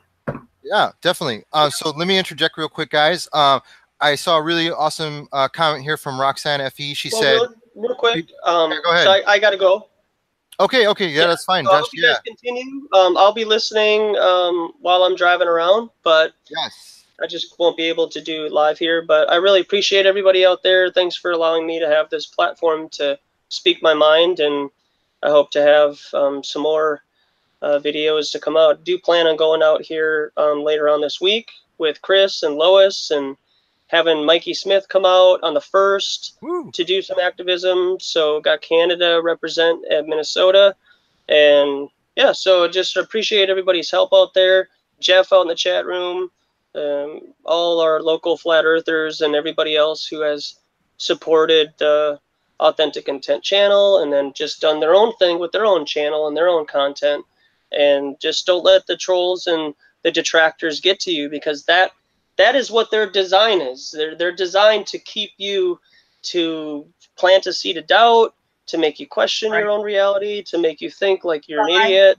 So just keep pressing through, guys. Thanks so much. Thanks, brother. Thanks, man. We love you. All right, love you too, guys. Bye. Bye. So jumping back to what I was going to talk about, Roxanne FE, you pretty much hit it on the head. She's asking, can we ask if we discuss the merits of group activism and individuals' pro and con of each? So merits of group activism, that is like really important. We haven't touched on that yet, but you know, one thing that we do not think is okay is going out and telling people you're an idiot if you don't believe the earth is flat, or screw you because you don't get the earth is flat. You know, like, we don't want people doing anything like that. If you're going to do activism, be respectful, talk to people on their level, treat them with dignity and respect, you know, and give them a chance to speak as well. Don't just, like, you know, blast through them and don't, you know, give them, you know, a breath of air. So, you know, those are good, I think, you know, ways to kind of approach people, you know, in a respectful manner. Do you guys have anything to add to that? Well, I don't know if I should say it because I did call somebody an idiot once. Well, okay, so let me double back. Let me tell you the circumstance, so then you'll understand. Okay. This guy came up to me and he said he has a doctorate in physics or something, and I'm there. Well, you know what? You don't know this, so you're an idiot. You know, it's like, if a real scientist, the one thing they can't do is reject evidence. So, and he wasn't even willing to look at the banners and let me, you know, show him. So I'm there. Well, then you're an idiot, you know. But the thing is, Marilyn, dude, I called Kyrie Irving an idiot. Was the first thing I said when I heard him. You know what I mean? So it's natural response, because you're you know what I mean. I mean, I'm not trying to. I understand why you said it, because I probably thought it, and I think I've said it too. Maybe I've gotten arguments with people, but if you really think about it, to be told the Earth is flat for the first time, if that's the first time you hear it, what else can they think? Well, see, I'm not out there to convince anybody. I think there's some people who think, oh, well, we've got to convince them. No. I'm only there to speak the words, and if their ears are open, this is what Scripture says. So if you don't think that Scripture has any merit, then you're going to miss this whole thing. As long as, and when I see people walking down the boardwalk, I say flat earth, flat earth, flat earth as much as I can, because the words are getting into their ears and it's in their brain, and they've heard it. I have the theory that, and this is proven, you have to hear something 3 times before you take it seriously. So if I'm number 1 saying flat earth, that's number 1. Then I know it's only 2 more times they have to hear it before they're going to actually take it seriously. So flat earth, flat earth, flat earth. That's what I say all the time. And there's a method to that. So there's a reason, you know. So when educated people, they're like a brick wall, and they're going to tell you, right? No way. No, no, no. You're not telling me dog poop. I'm going to tell you something. So yeah, you come at me like that. Hey, you're meeting a brick wall. You think you're a brick wall? You're meeting one. So I'm going to just break down that brick wall. And yeah, I'm going to kick out the bottom foundation and say, you are an idiot. You are uneducated. That's something else I've told them. No, you don't know this. You are uneducated. And they can't handle that. But you know what? They're going to remember it, aren't they? True that. And true that, just like we discussed earlier, there is no really wrong way of getting the information out there. So yeah, maybe I'll double back a little and I'll say this. We're human beings out there doing this. If we're stressed out, whatever, you're going to act as you're going to act. And we shouldn't be, you know, thought of any more negative than whatever, because we're still putting the effort, and we're good, kind-hearted people that are just trying to improve that. So, you know, it's a process for all of us who are out there doing this anyway. So I remember a couple times I've looked over to Tim and said, man, I can't handle this. This is really stressing me out. And he's been there, and we just pile through it and everything works okay. So, you know, it's a human experience. You know, we're all out there working it out. We're figuring it out as we go. Right. So. Yeah. Cool. So let's friggin' keep moving forward here. What do you guys? What's next on the agenda? What are we doing? What are we talking about? Because no, Roxanne asked a question about group and single activism.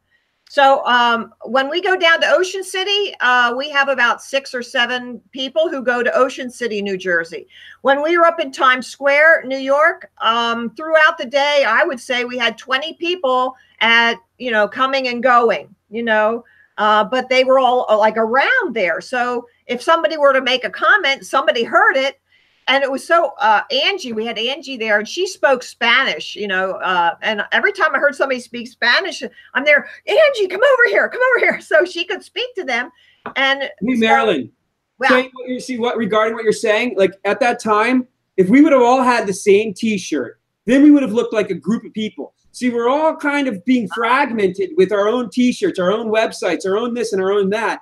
It would have been so much more powerful if we were wearing, like, I don't care if it was pink, whatever color it is.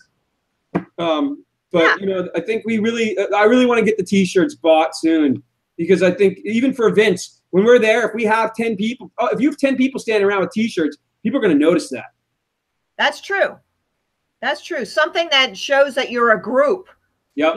That you're not alone. I think alone in that regard, 2 people can come up to you and think, oh, let's bury this girl, and then they'll come and attack me from both sides. I don't think they're prepared for what I give back. But yeah, if you could show that there's a group, because I know there's a difference. I sense that there's a difference when there's a man in our group, like near me, then I can sense that men treat me differently.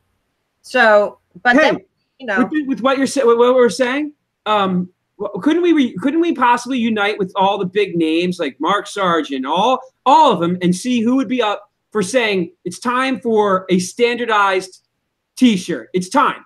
Stop freaking everyone being so, and then that's well, I don't think that's gonna. I don't know. Maybe the standardization might be because now you have a definite target for people. People should see Flat Earth as sort of like a reality for everyone, not a group, or an actual association. I cannot get any of those celebrity videographers on YouTube to even promote activism.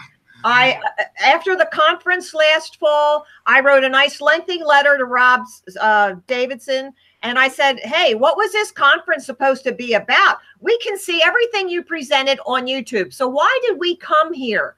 Right. I said, this was supposed to be about us and training us to go out. All right, fine. Then maybe not them, but how about D Marble? And because I don't think he's quite so connected with them, is he? I don't know. Well, I But mean, I get what you're saying. It really doesn't matter who is promoting us, but yeah, there are people out there in YouTube right now that have really great channels and they're very well known. They should be promoting activism, not They should. us particularly, but just no, but no, doing I'm not activism. saying Yeah, promoting us. I'm saying yeah, you get a T-shirt that just says "Research Flat Earth." It has a certain color and it yep. has a singular website that we've all said you can then go to that website too, and then you can then go to all the supporting websites are listed on it. So anybody who's participating in this would be part of that website. But there's an overall singular one freaking flat Earth website that any legit flat earther is going to say, yeah, I'm on it. Because if they're not legit, then obviously they're not going to want to be part of it. And or maybe not legit, but it seems very strange that they wouldn't want to be. Yeah. Well, you know what? I'm gonna research that for this Saturday, David, and see if we can't get something that looks cohesive for our group. Cool. I do want to speak on defense of one other major flat earther that's out there doing stuff, and that is David Weiss. And I know a lot of people might not think whatever you think. I don't care. He promoted flat Earth activism recently on one of his shows, and he actually even talked about his personal experiences in activism. So the fact that it's starting to get spoken of, maybe we're making more of a splash than we think. Maybe people are starting to see that activism is the future of flat Earth. I think he was here, no? At some point, wasn't he? Here on the chat, maybe. Yeah, I think I did see him. ITRH, right? Yeah. Yeah, he was here. I don't know if he's here. I mean, he's very on here. very pro activism. You know what I'm saying? And then we need more people like him who have the clout, who have the the potential to reach that many people and get more people on the activism thing. And that's what we're trying to do. We're trying to create a splash to get people to focus on activism. We don't want we don't want to be divided. We don't want to fight each other or shield each other into a corner. We want activism. We want truth. We want flat Earth to be a reality to everyone. So yeah, that's the ultimate goal here. We have to wake people up. We have to. So if you do have a channel of that greater, you can touch that many lives, please do. Please promote activism. Get the word out. And then, like I said, David Weiss, amazing. He promotes it. He's had me on a show for activism. He's, talked about authentic intent, all that stuff. Yes, go ahead, Marilyn. What were you going to say? Allegedly Dave, I have utmost respect for him because awesome guy. Yeah, and he went out and he was right out there. So he was a celebrity type, but he put himself out on the line with we could contact him in overseas too. I think it should be freaking a worldwide one where everybody, it's one, and maybe it needs to be a certain color. So that way it starts to be identified, that particular color, bold, and it's got to be simple.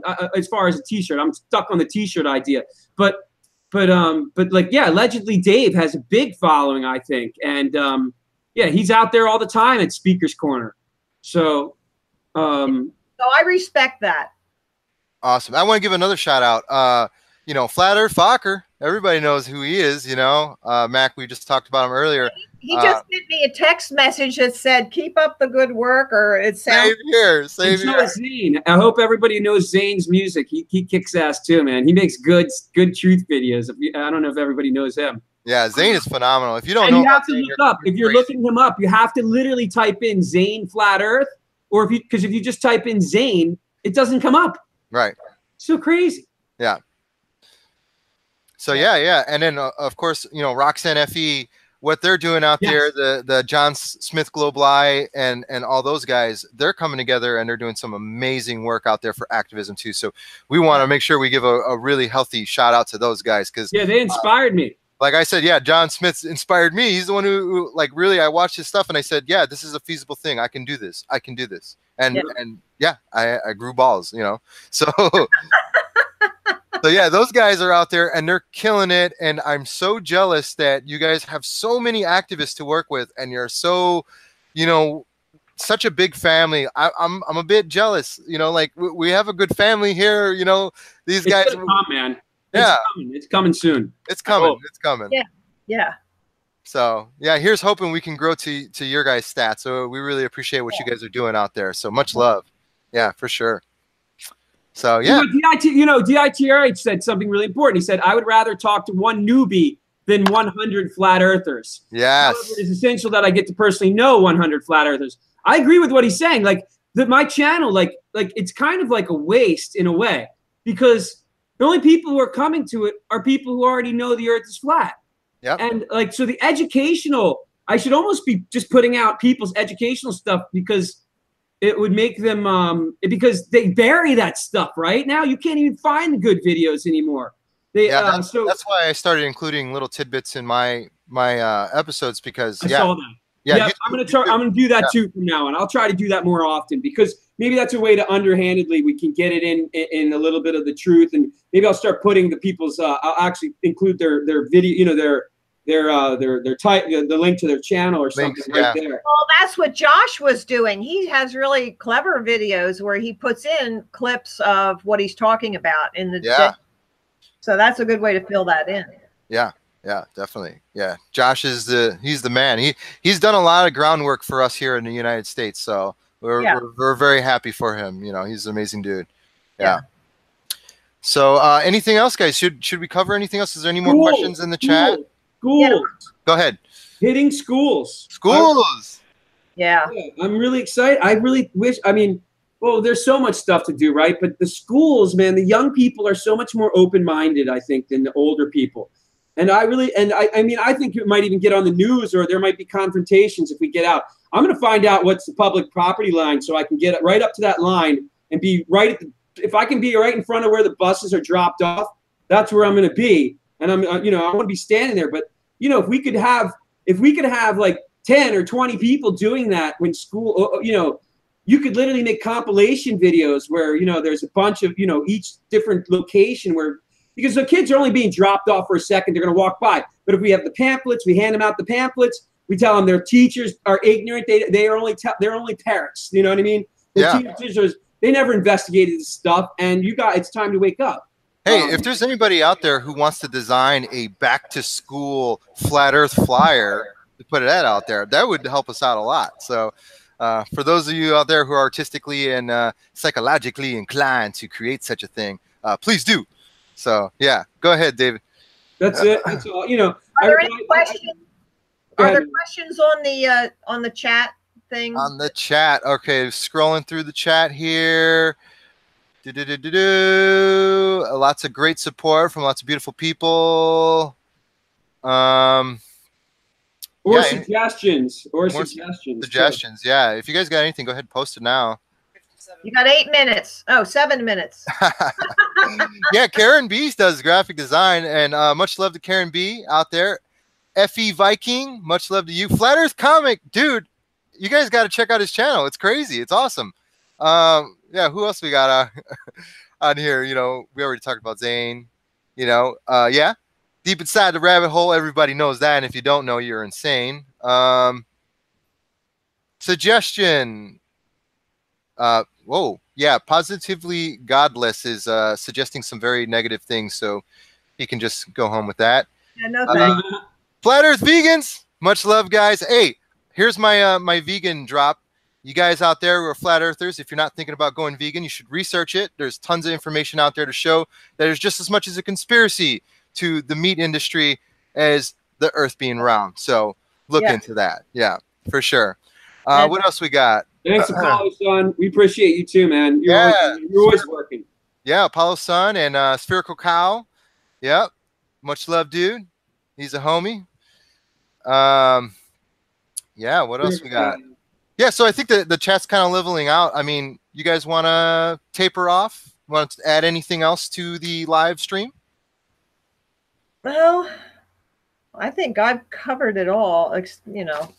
Keep looking for that seminar. I think we're going to just do that, and so keep looking for that.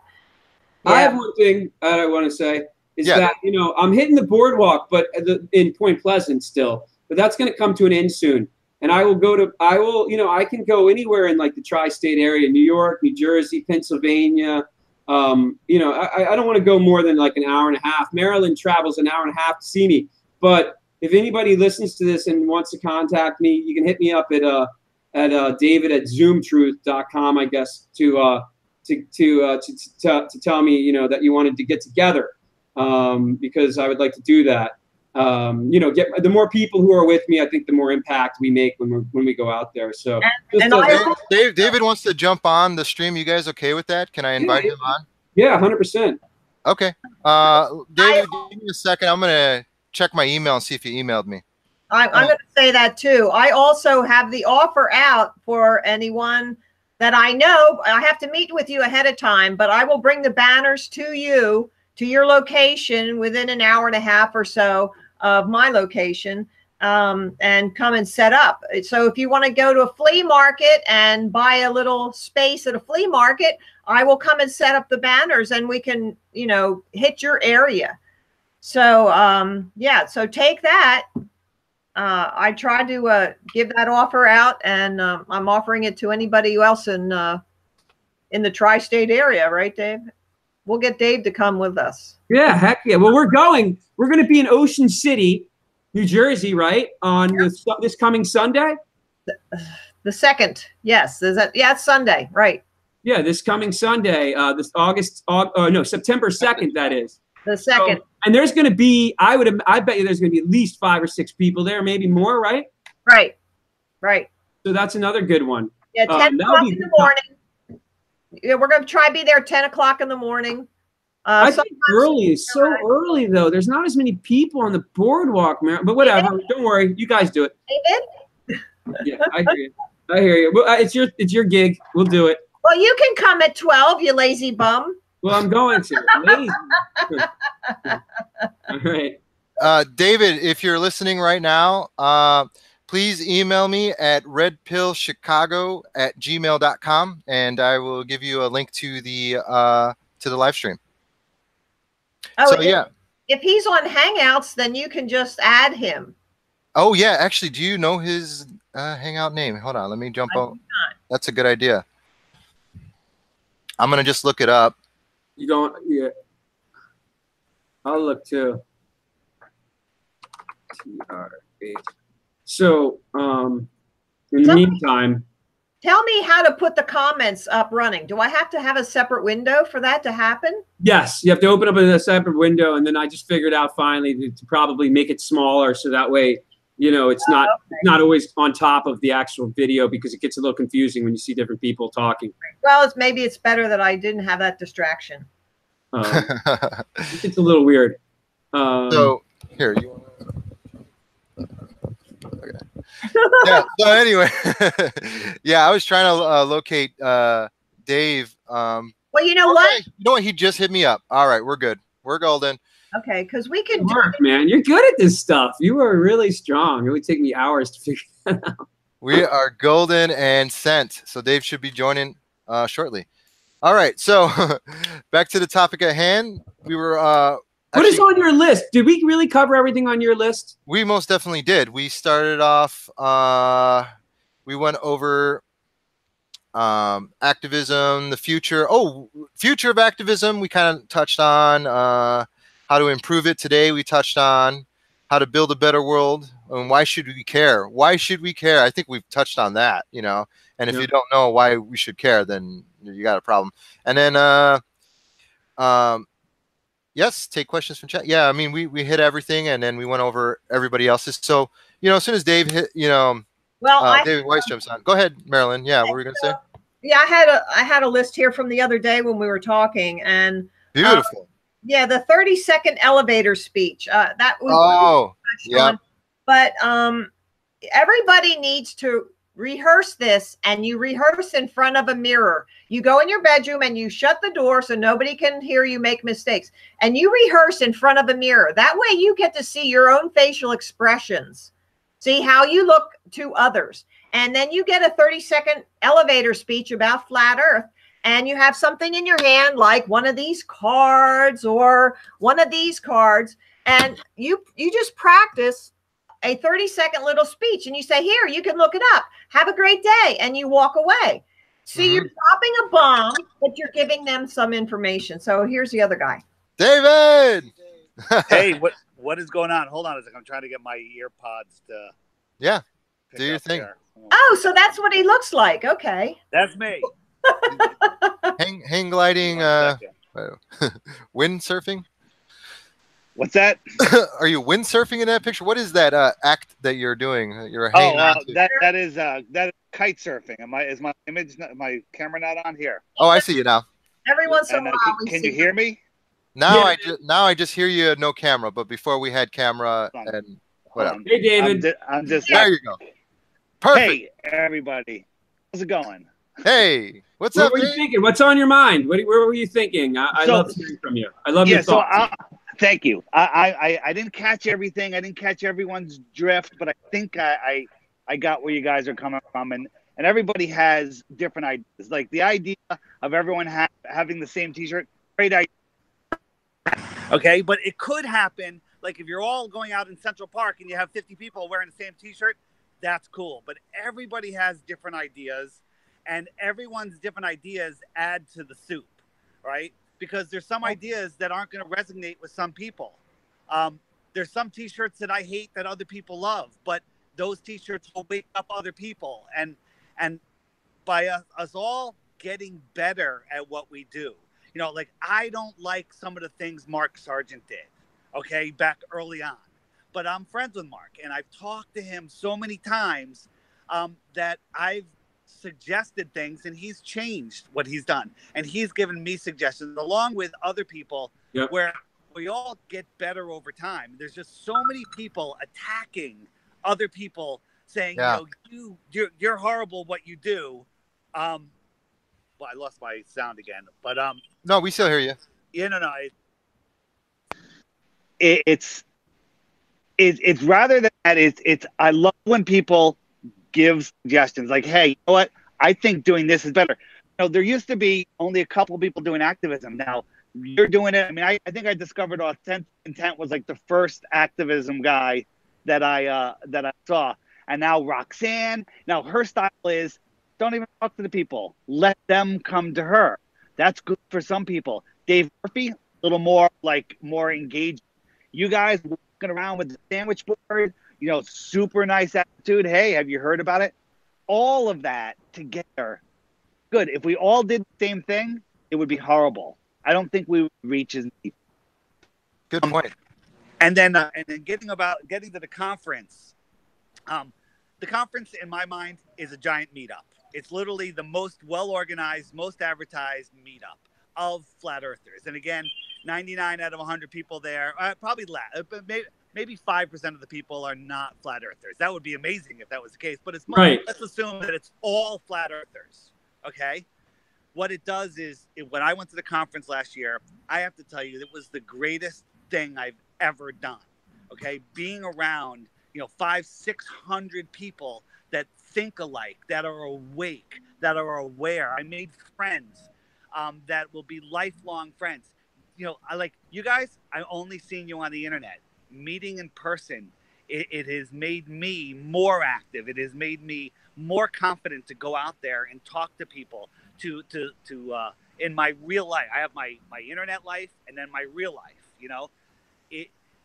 The conference also gets a lot of publicity, gets a lot of hate, gets a lot of stuff. But again, I'll quote Mark Sargent: "Is the conference is any publicity is I heard."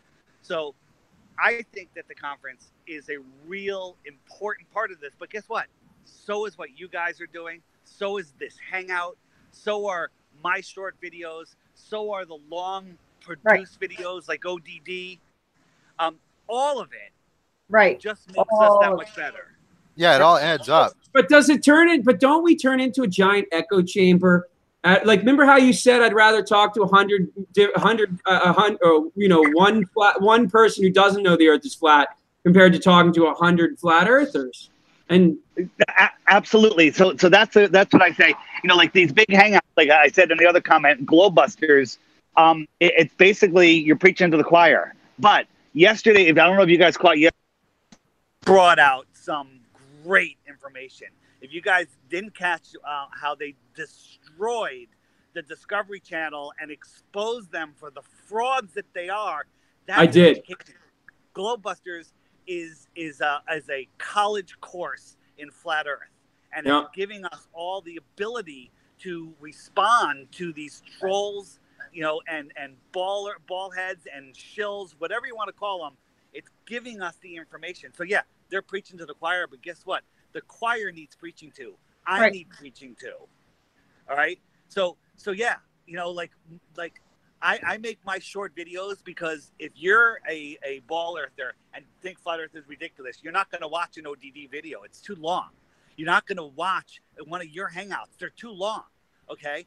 But you might watch one of my 2-minute videos, which might just entice you to watch another one.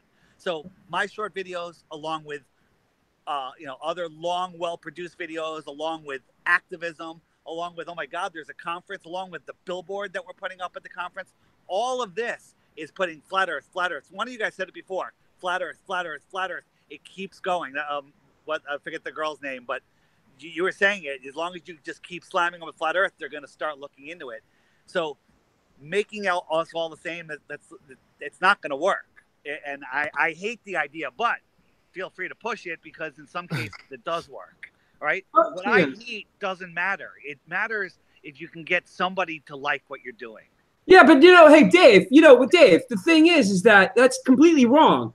A McDonald's brand is known internationally throughout the world because it is a singular brand. Now, right. So I'm not telling people what message to tell. I'm just saying that if we have a brand and people then throughout the world, they will know that brand through the color, through a very simple logo, and then I don't care what offshoots go out and how you say it. But the branding, I know a little bit about branding, not a lot, but I do. You know what? I'm not saying that you're wrong. What I'm saying is there's too many people in flat earth to get people to agree on a brand. It's just not going to happen. Oh, no, I'm with you. Yeah. I'm not saying it's mandatory, obviously. Listen, if you went to McDonald's, I know the McDonald's brand and I will never go there. If you went to McDonald's and they served you a prime burger today, instead of getting a quarter pound of cheese, they gave you a really prime grass-fed beef burger with fresh vegetables and everything, and you ate it, then the next time you went, you're going to hate it, okay? Consistency doesn't mean quality, right? They're consistently a bag of shit. Yeah, but that's not my point. I agree there. My point is that you only have to glance at the M and the arch, and you know what it's all about. And again, well, I agree with you, but guess what? You know what? We don't really have a model. Like someone's going to want this to have the AE map on it, circle map, and other people are going to freak out, and it's going to cause wars. The thing is, let people promote. But again, I forget the guy's name. He did a preachy video the other day, and he called us the leaders, but we're no more leaders than he is. We're all just whoever's got a bigger. Well, you guys are the people who broke the ground. You guys, you know what I mean. You are. I mean, I don't know what else, but you know what I mean. You guys are leaders. I don't do hangouts, these long hangouts that you guys are doing. This is fantastic. We're all just out there putting our energy out there, and we're all just getting better at it. But the thing is, the same message won't reach. Any message will only reach a small portion of the people. So you got to keep mixing it up. Some people hate your activism. They hate it. Well, good. Let them go find something else. When I see you out on the street, I tune in and can't turn it off. Yeah. Okay. I can't. So. No, it's okay.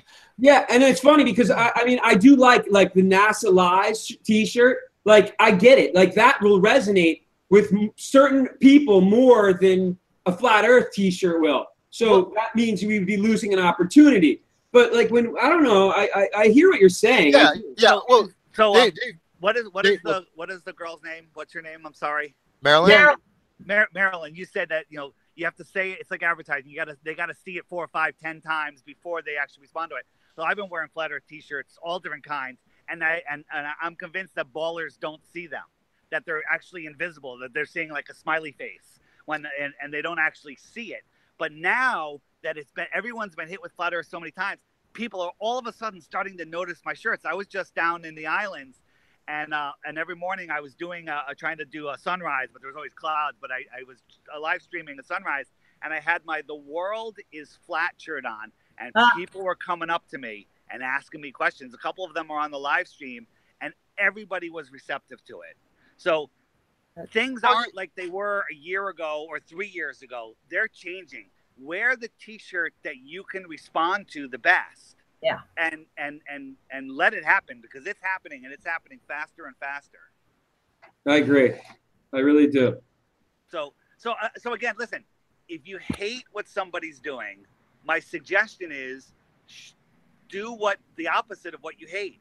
Yeah. Show them an example. You can't stop people from doing things. You can't tell someone to stop, but you can show them a better way, and then either they'll see it or they won't. And if you don't like it, don't watch them, and just focus on what you're doing. Right. Exactly, David. And this is what I was saying before, is that people out there need to understand is there are no leaders in this movement. If you have a preference of where you're getting your information from or whatever, that's your personal preference. If they're not saying things that don't agree with you, you do not have to listen to them. You do not have to tune in.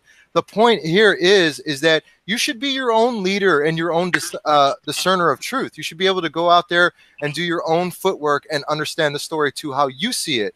And everybody out there who's depending on somebody else, well, I mean, that's the problem. We need more actors and less followers. We need less people just following in line with whatever this and that, and people out there who are actually getting this information out and doing it right. So right. Yeah. With the censorship on YouTube, like yesterday during Globebusters, if you search Flat Earth Live, Globebusters didn't show up, and Red's Rhetoric chat was #1, which just tells you something right there. Yep. So I think that street activism is the future of Flat Earth, and I'm glad to see more and more people doing it, like that stuff. Excuse this truck going by. You must have your deliveries of Coca-Cola at the hospital. Because you can't survive Yeah. at a hospital. that'll get them healthy. Yeah, that'll work. Without Coca-Cola. And more of this. And by watching you guys do it, it's given other people the courage. You know, I just ordered 20,000 cards. And I actually have on it, it says, "You've been lied to." I can show you the card. Well, I have a card in my pocket, but it says, "You've been lied to your entire life." And the other side is ODD's 21 questions and a YouTube logo. Dave, can I buy those? Can I buy those myself? You can the on the flatearthpodcast.com. If you go to FE Artwork, you can download the artwork, go to Vistaprint, and order away. You know, the artwork's all there, and there's so much fun to hand out. I was literally at the airport this morning, and I put out the brochures that you know, the Earth is Flat, the ones that you use, Authentic Intent. I mean, Realm Walker. Yeah. And I put those all around the gate area, and people pick them up and they start reading them. And the one couple was talking. They're like, "Man, this is good. This makes a lot of sense." And he's reading them out loud to his family, and it's amazing. So this stuff is working. You know, you can do activism stealth. If you're a little embarrassed, you can do it stealth, and then the conversation starts. But then you become more confident and you start talking to people. But you know, start off stealth. Like one of the things, I've told the story before, I leave these cards. I had all different kinds. And at my favorite restaurant, I would always leave one on the bar, stick one in the menu, leave one on a table. And I did that for 6 months. And then one day I was there with another couple, and we're having who came in from Texas. They're Flat Earthers. And I said, yeah, so I get these cards and I leave these around, and I threw it on the table. The waiter's in mid-stride. He stops. He sees the card. He backs up. He goes, "You're the one leaving those cards." And I go, "Maybe." And he goes, "I found one 2 weeks ago and I haven't slept." He's like, "Holy wow. shit." Right? And so you can do these things and it works so well. You know what I was doing the other day? I was in Walgreens, and they had those the toys. They're like little satellite toys from NASA. I was taking the miniature version of the flyers, opening the box and stuffing them in. So whoever buys any of these toys, they're going to get flat smacked. Right. At Costco, they have these amazing, well-produced Planet books. You pop up, and they're selling them for like $12. And I know that even if they're costing well more than that, they're selling these things below cost to get them in kids' hands. Yep. And I load the book up with cards all the time. They had a skid of globes there. I stuck one in every box. Where do you get that card download from again? Can you say? The flatearthpodcast.com, And then there's tabs there, and like the second or third tab over is FE artwork, and there's different artwork there that you can download, especially the flyer that Realm Walker uses. That's a great one. You can print that one out on your color printer at home. I'll put David's link down below. Good. Yeah. And if you right click on it, you can download the PDF or click on it and then you drag it out of the window. But all of the print ready artwork is there. And those flyers are great, but you know, when you just hand somebody a card, let me grab the card. I'll show you what it looks like. Hold on. Yeah, that's great. Yeah, thank you, David, for coming through too. Well, and by the way, I'm going to change what I do when I find a better way to do what I'm saying. And I love other people's suggestions when they don't come attacking. Okay, don't attack. Just say, hey, dude, I love what you're doing, but I don't like this, and this is the way I would do it. Just try that. People are up for suggestions. So this is the front of the card, and it says, "We've been lied to our entire life." And then the other side is this with the YouTube logo. Oh, nice. Yeah. And for me, this is probably is one of the best videos to send people to. How much is brand new? How much does 20,000 of them cost? I had some credit and stuff. I spent like $500 or something. That ain't bad. But you can get a box of 500 for like, I think it's under $20. I think they have a free offer where you just pay shipping. But I did rounded corners because everybody loves rounded things. Yep. So if you don't do rounded corners, it's cheap. You can, but you spend a little bit of money. But you can get them. You can spend $20, $40 and get a ton of cards. And my question is, who in the world, in the flat earth world, can't do that? I mean, the one guy we have, that's what he loves to do, is just drop cards wherever he goes. And he has to wait for his wife to walk in front of him in a store so she doesn't see him doing it. But he still drops those cards everywhere. So you can't do that. Everywhere, bulletin boards. Yeah. Bulletin boards. And then if somebody is, comments on the t-shirt, when someone says, "Are you a flat earther?" I'll respond, "Are you a ball earther?" I don't know how to answer that. And then I let them ask the question, and I return. I don't come out hard. I'm getting better at it. You ask them a question, you listen to what they have to say, and then you respond with another question. And then you just say, "Hey, take a card, check out the video," and there it is. Yeah, but when you're out, like in my situation on the boardwalk or whatever, and they want to teach you what the heliocentric model is, you have to stop them right there, or you'll be sitting there all day. Because I went through the same freaking school system, so I know the heliocentric model. You probably know it better than them too. I know. I was scientifically inclined, so I can come back at them, but I don't want to have a discussion. I don't want to have a debate right there on the boardwalk. I got you. And sometimes you have to let them roll and get it off their chest. And sometimes you have to interrupt them. It all depends on the person, the personality, the situation. And guess what? You're not going to get it right every time. You're going to fuck That's up. right. Yep. Cool, man. So that's all I'm saying. And anyone else that's listening out there that has a problem with someone else is doing, don't attack that person. No. Show them by example what you think is better. Just show them. Okay. Good point, David. I would love, like, when Roxanne's doing her big things, if everyone had the same T-shirt on, that would be cool. That would be very cool. Yeah. If I can get it done this week, I'll do it for next weekend at the for the beach, Maryland. That's a great idea, Dave. Yeah. Can I have input into what it looks like? 100%. 100%. Thank you. Right. There's the other ones. The other card I have on there where the back is a nice big type. I actually, if I redo these, I'm going to make the front side a little bigger, because I love big type. The other one said the Earth is not spinning, and then on the flip side, it was the Flat Earth Podcast logo and website. Dave, I feel the same way. The big type is so imperative because, like, you know. I know. I was in a rush to get them done. They're still good. And people actually have to look a little harder, which makes them focus a little more. Yep. It's all good. Yep, But I agree. Here's the problem I have with YouTube, besides a million other things, is if you send someone to a good YouTube video and they're new to Flat Earth, they'll watch your video, but Google knows that their browser isn't filled with Flat Earth information. Google knows that this person doesn't know about Flat Earth, and Google will suggest a shit video afterwards of Neil deGrasse Tyson and Joe Rogan or whatever. And I've seen it happen. I've tested it on other people's computers. Wow. So if someone is really interested, like, where can I get more information?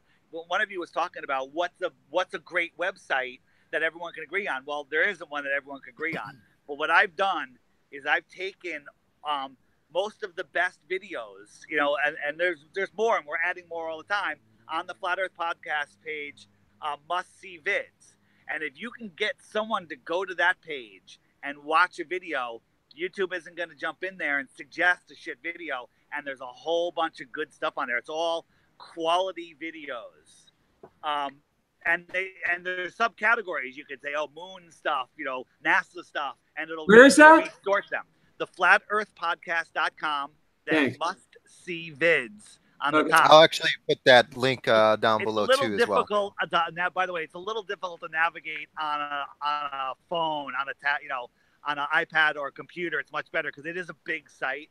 But once you know the site and can get to that tab, you can scroll through the videos. You know, if you're sitting on a train or somewhere where you got time and you got your phone, it's all there. But it's a good place to send people that are interested. But it's hard to get somebody new to go there. You know? Yeah. Yes, Marilyn. Go ahead. The other problem too is that I don't know how many of you guys. I watch my YouTube vids from my TV because it's linked up to my television. So it's so hard to get people off the TV and onto the computer and to go to that website. But I love that you have that, and I'll try to promote it at some level. Marilyn, you were going to say something? And again, I get nothing from it. I get nothing. I was just, when YouTube took down my channel, I lost a bunch of my vids and stuff. So I'm just making a place because YouTube is literally squashing Flat Earth. They're on the hardcore press for the last month. 100%. You know, and they know that our browser's full of Flat Earth information, so they serve us up whatever we want. Go to someone's computer that has no idea that the world is flat or that 9/11 was not what it was told to be, and search on their computer and watch the crap results you get. Yep.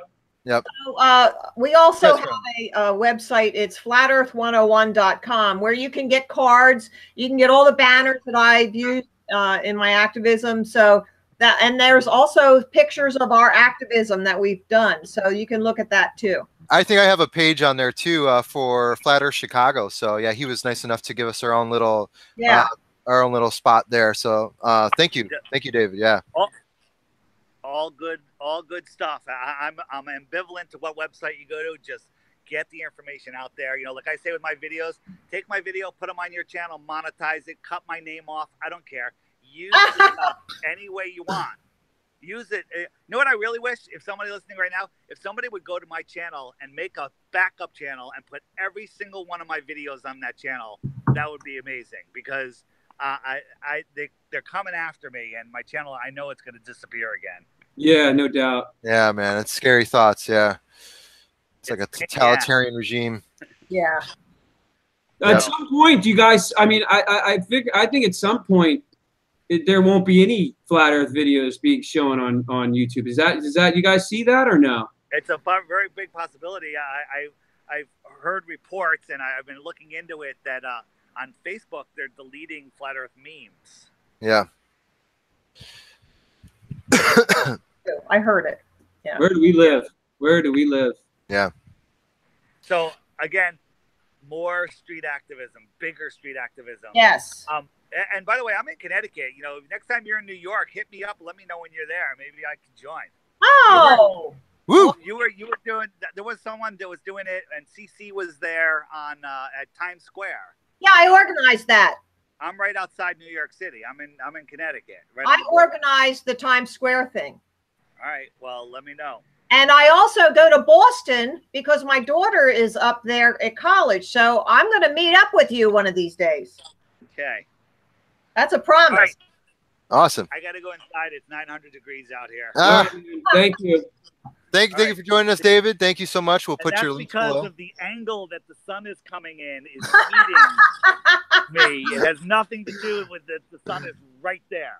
Nothing to do with the sun. Yeah, but when it moves a few thousand miles away, the temperature will drop at least 10 degrees. So there you have it. Cool, man. Thank you. Thanks. Much love. Bye-bye. Hey, I guess we're all talked out, huh? Do we have any? Yeah. Anybody put a question up on that chat thing to address? No questions here. We got a lot of great people. Just oh wait, you know who just joined us? No, don't say it. Did the Plain Truth just join? There we go. What's This is going like on, guys. What's happening, man? Yeah, Authentic Intent actually sent him an invite. So Oh, okay. yeah. So yeah, welcome to the channel, man. How's it going? Hey, thanks, guys. It's going pretty well. It's going pretty well. Just driving along. I want to know, is that what you really look like? No. I'm that's a much more flattering picture. Well, you caught us at the right time because we were actually getting ready to wrap things up. But hey, Well, since you're here, you know. Yeah, you still can. I mean, all the stuff I wanted to say, I was screaming into my phone when you guys were talking about it earlier. So yeah, let's hear it. It's water under the bridge. No, I mean, the biggest thing for me is the merchandising. You guys were talking, my song, because it took everything within my being to buy a Flat Earth podcast shirt. I'm like, I just can't spend $30 on a t-shirt. It just does not make any sense. No. But I wanted to have something, and so I've been racking my brain. I've got a few designs drawn up, and I'm thinking, man, I want to put this stuff out there, but I want to make it affordable. I want to make it so that people are going to be like, I'm going to buy 10 of those because. Well, there's one easy way to do it, and that's to have an iron-on patch, and then we can stick it on our own shirts. Yeah, you want to be professional. Yeah. The problem with that is just the hiccups that are going to happen when your iron is too hot or there's a bump in your shirt. Men don't know how to do that. People don't want to wear garbage. Hey! I take offense at that, Marilyn. I take offense at that. I've seen plenty of shows with I Love Lucy where she burns Ricky's shirt. So don't tell me. Right? But no, I do. There's no problem if you order in a sufficient quantity. You can buy them at wholesale, no doubt. So we just have to find the right person or company. I mean, I'm looking into it right now. There's a local place. I had them draw up my designs, and they want $1,000 for 100 shirts. But then, it's all like, okay, so what's that going to cost, and what's that going to run, and is anybody going to buy my shirt? So it's an investment. Why don't you have a pre-order? Yeah, why don't we do that? Ooh, that's Pre-order. an idea. Pre-order is a good idea. Yeah. Ooh. See, I like because that. I've put my stuff out a couple of times on different Flat Earth channels, and I'm like, hey, here's my design. I'm interested in starting something along these lines, and there's just crickets. So maybe it needs to be a little bit more polished in terms of what exactly I'm trying to get momentum with. But the only problem with pre-order, though, I mean, I think it's a good way to go. But the only problem is if you don't ever reach your goal, then you have the whole issue of getting everybody their money back and how that works, and then people get all frustrated. Yeah, but Greater Sapiens got no problem with what he. Yeah, he's running a clearance sale on all his items. Yeah, right. No. But anyway, so that's something, and I've just wanted to try to touch base and network with everybody and just say, okay, because I think somebody said during the conversation, if anybody is out there that's got a silk screening business and you're Flat Earth, that's what we need to do. We need to make these connections, and hopefully somebody's going to hear something. And I think we should just have our own centralized silk screening, and just everybody goes through that avenue. Oh, that's a great idea. You know what I mean? Yeah. Even if with a regular company, I mean, you'll have more buying power if all the people go to a centralized location and it's agreed upon. They would give us a better price for sure. Right. Like but, that. Yeah, but that was one thing that I was thinking about and wanted to participate in when you guys were talking earlier. The other one is just all the stuff you're mentioning in terms of canvassing and what you guys are all doing on the street. You know, I think that a lot of the stuff that you guys were talking about is right on the money in terms of everybody's personality is different, everybody's pitch is going to be different. But I do think that you know, we need to be able to take advantage of standing on the shoulders of others that have gone before us, because a lot of the stuff that I hear from you guys, I get ideas to implement into, you know, my own flavor as well. So it's great to hear what everybody else is doing and seeing what everybody else is putting out as a means of reaching the public. So it's a good. Yeah.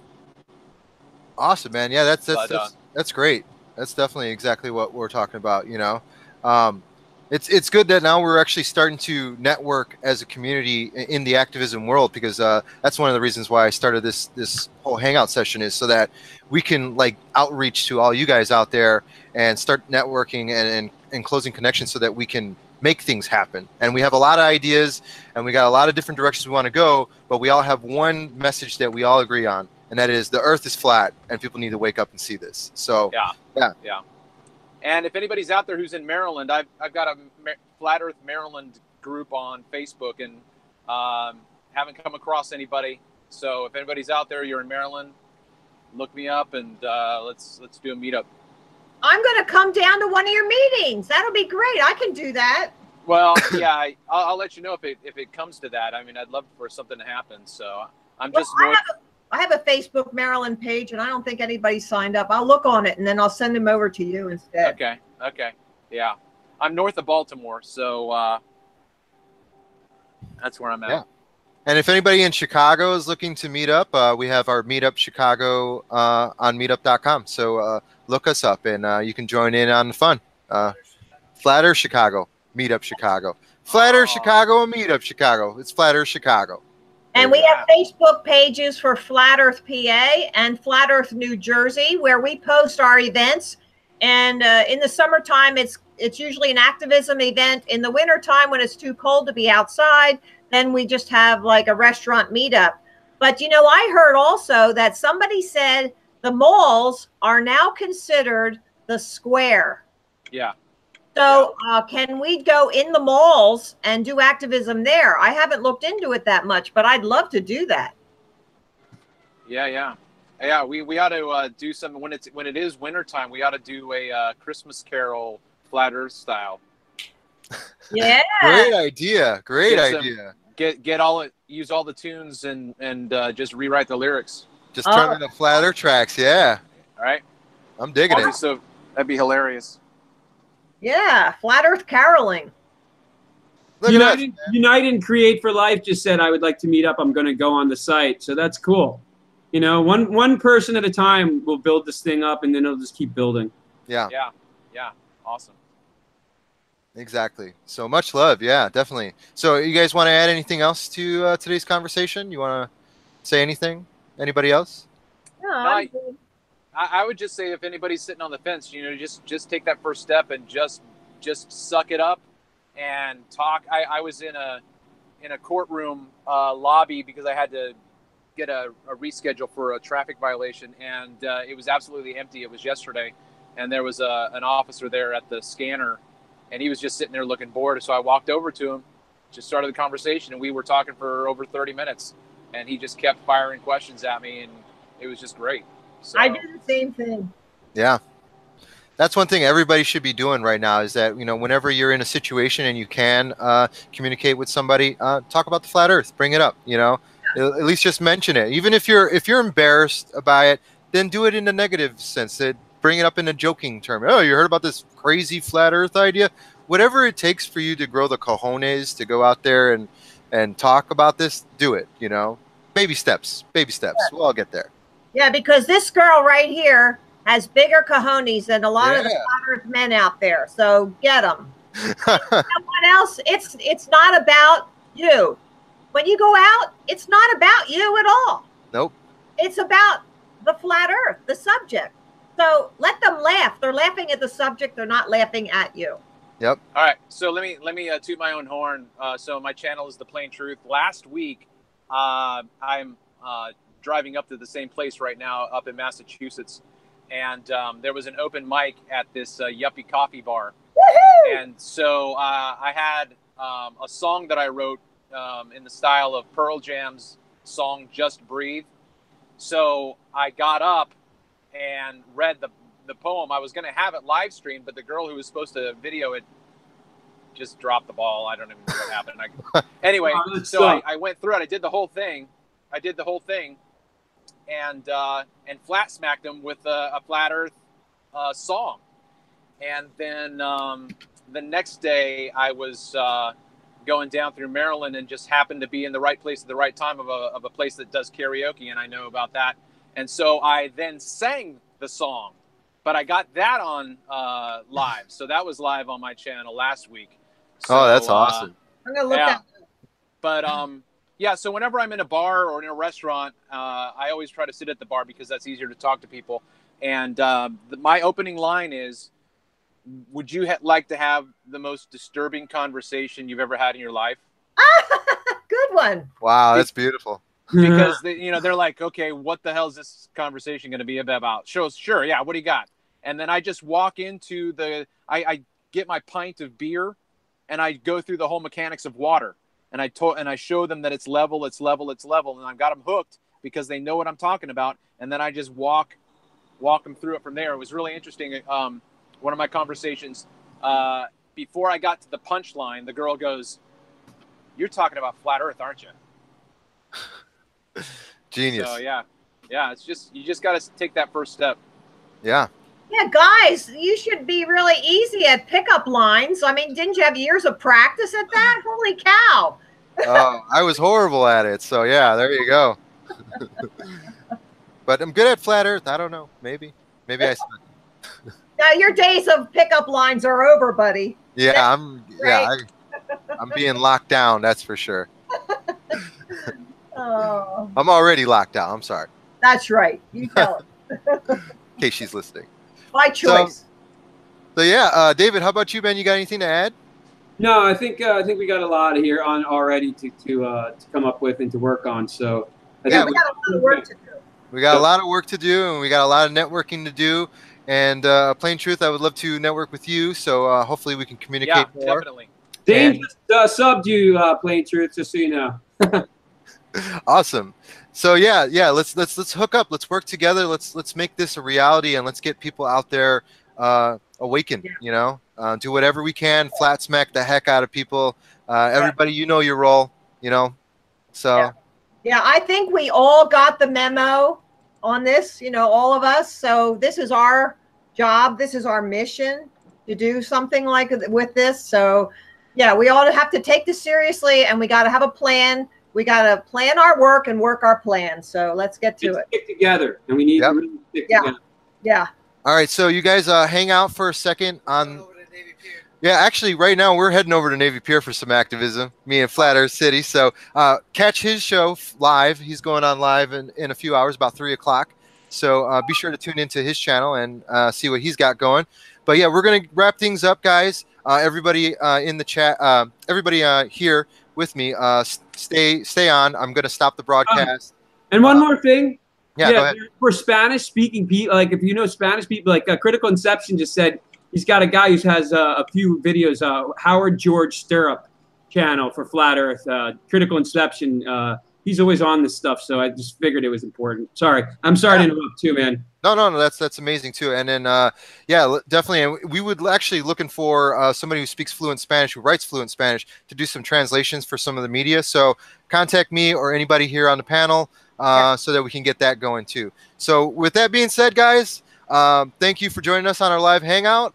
Much love to everybody in the chat. If we didn't give you a shout out, I'm sorry. We loved all you guys, and some people didn't get wrenches that I wanted to give wrenches to and just didn't get around to it. So much love, everybody. Thank you for joining us on the United States Google Hangout version of Flat Earth and activists. And hopefully you catch more of this. We'll try to do this more often. And yeah, stay tuned.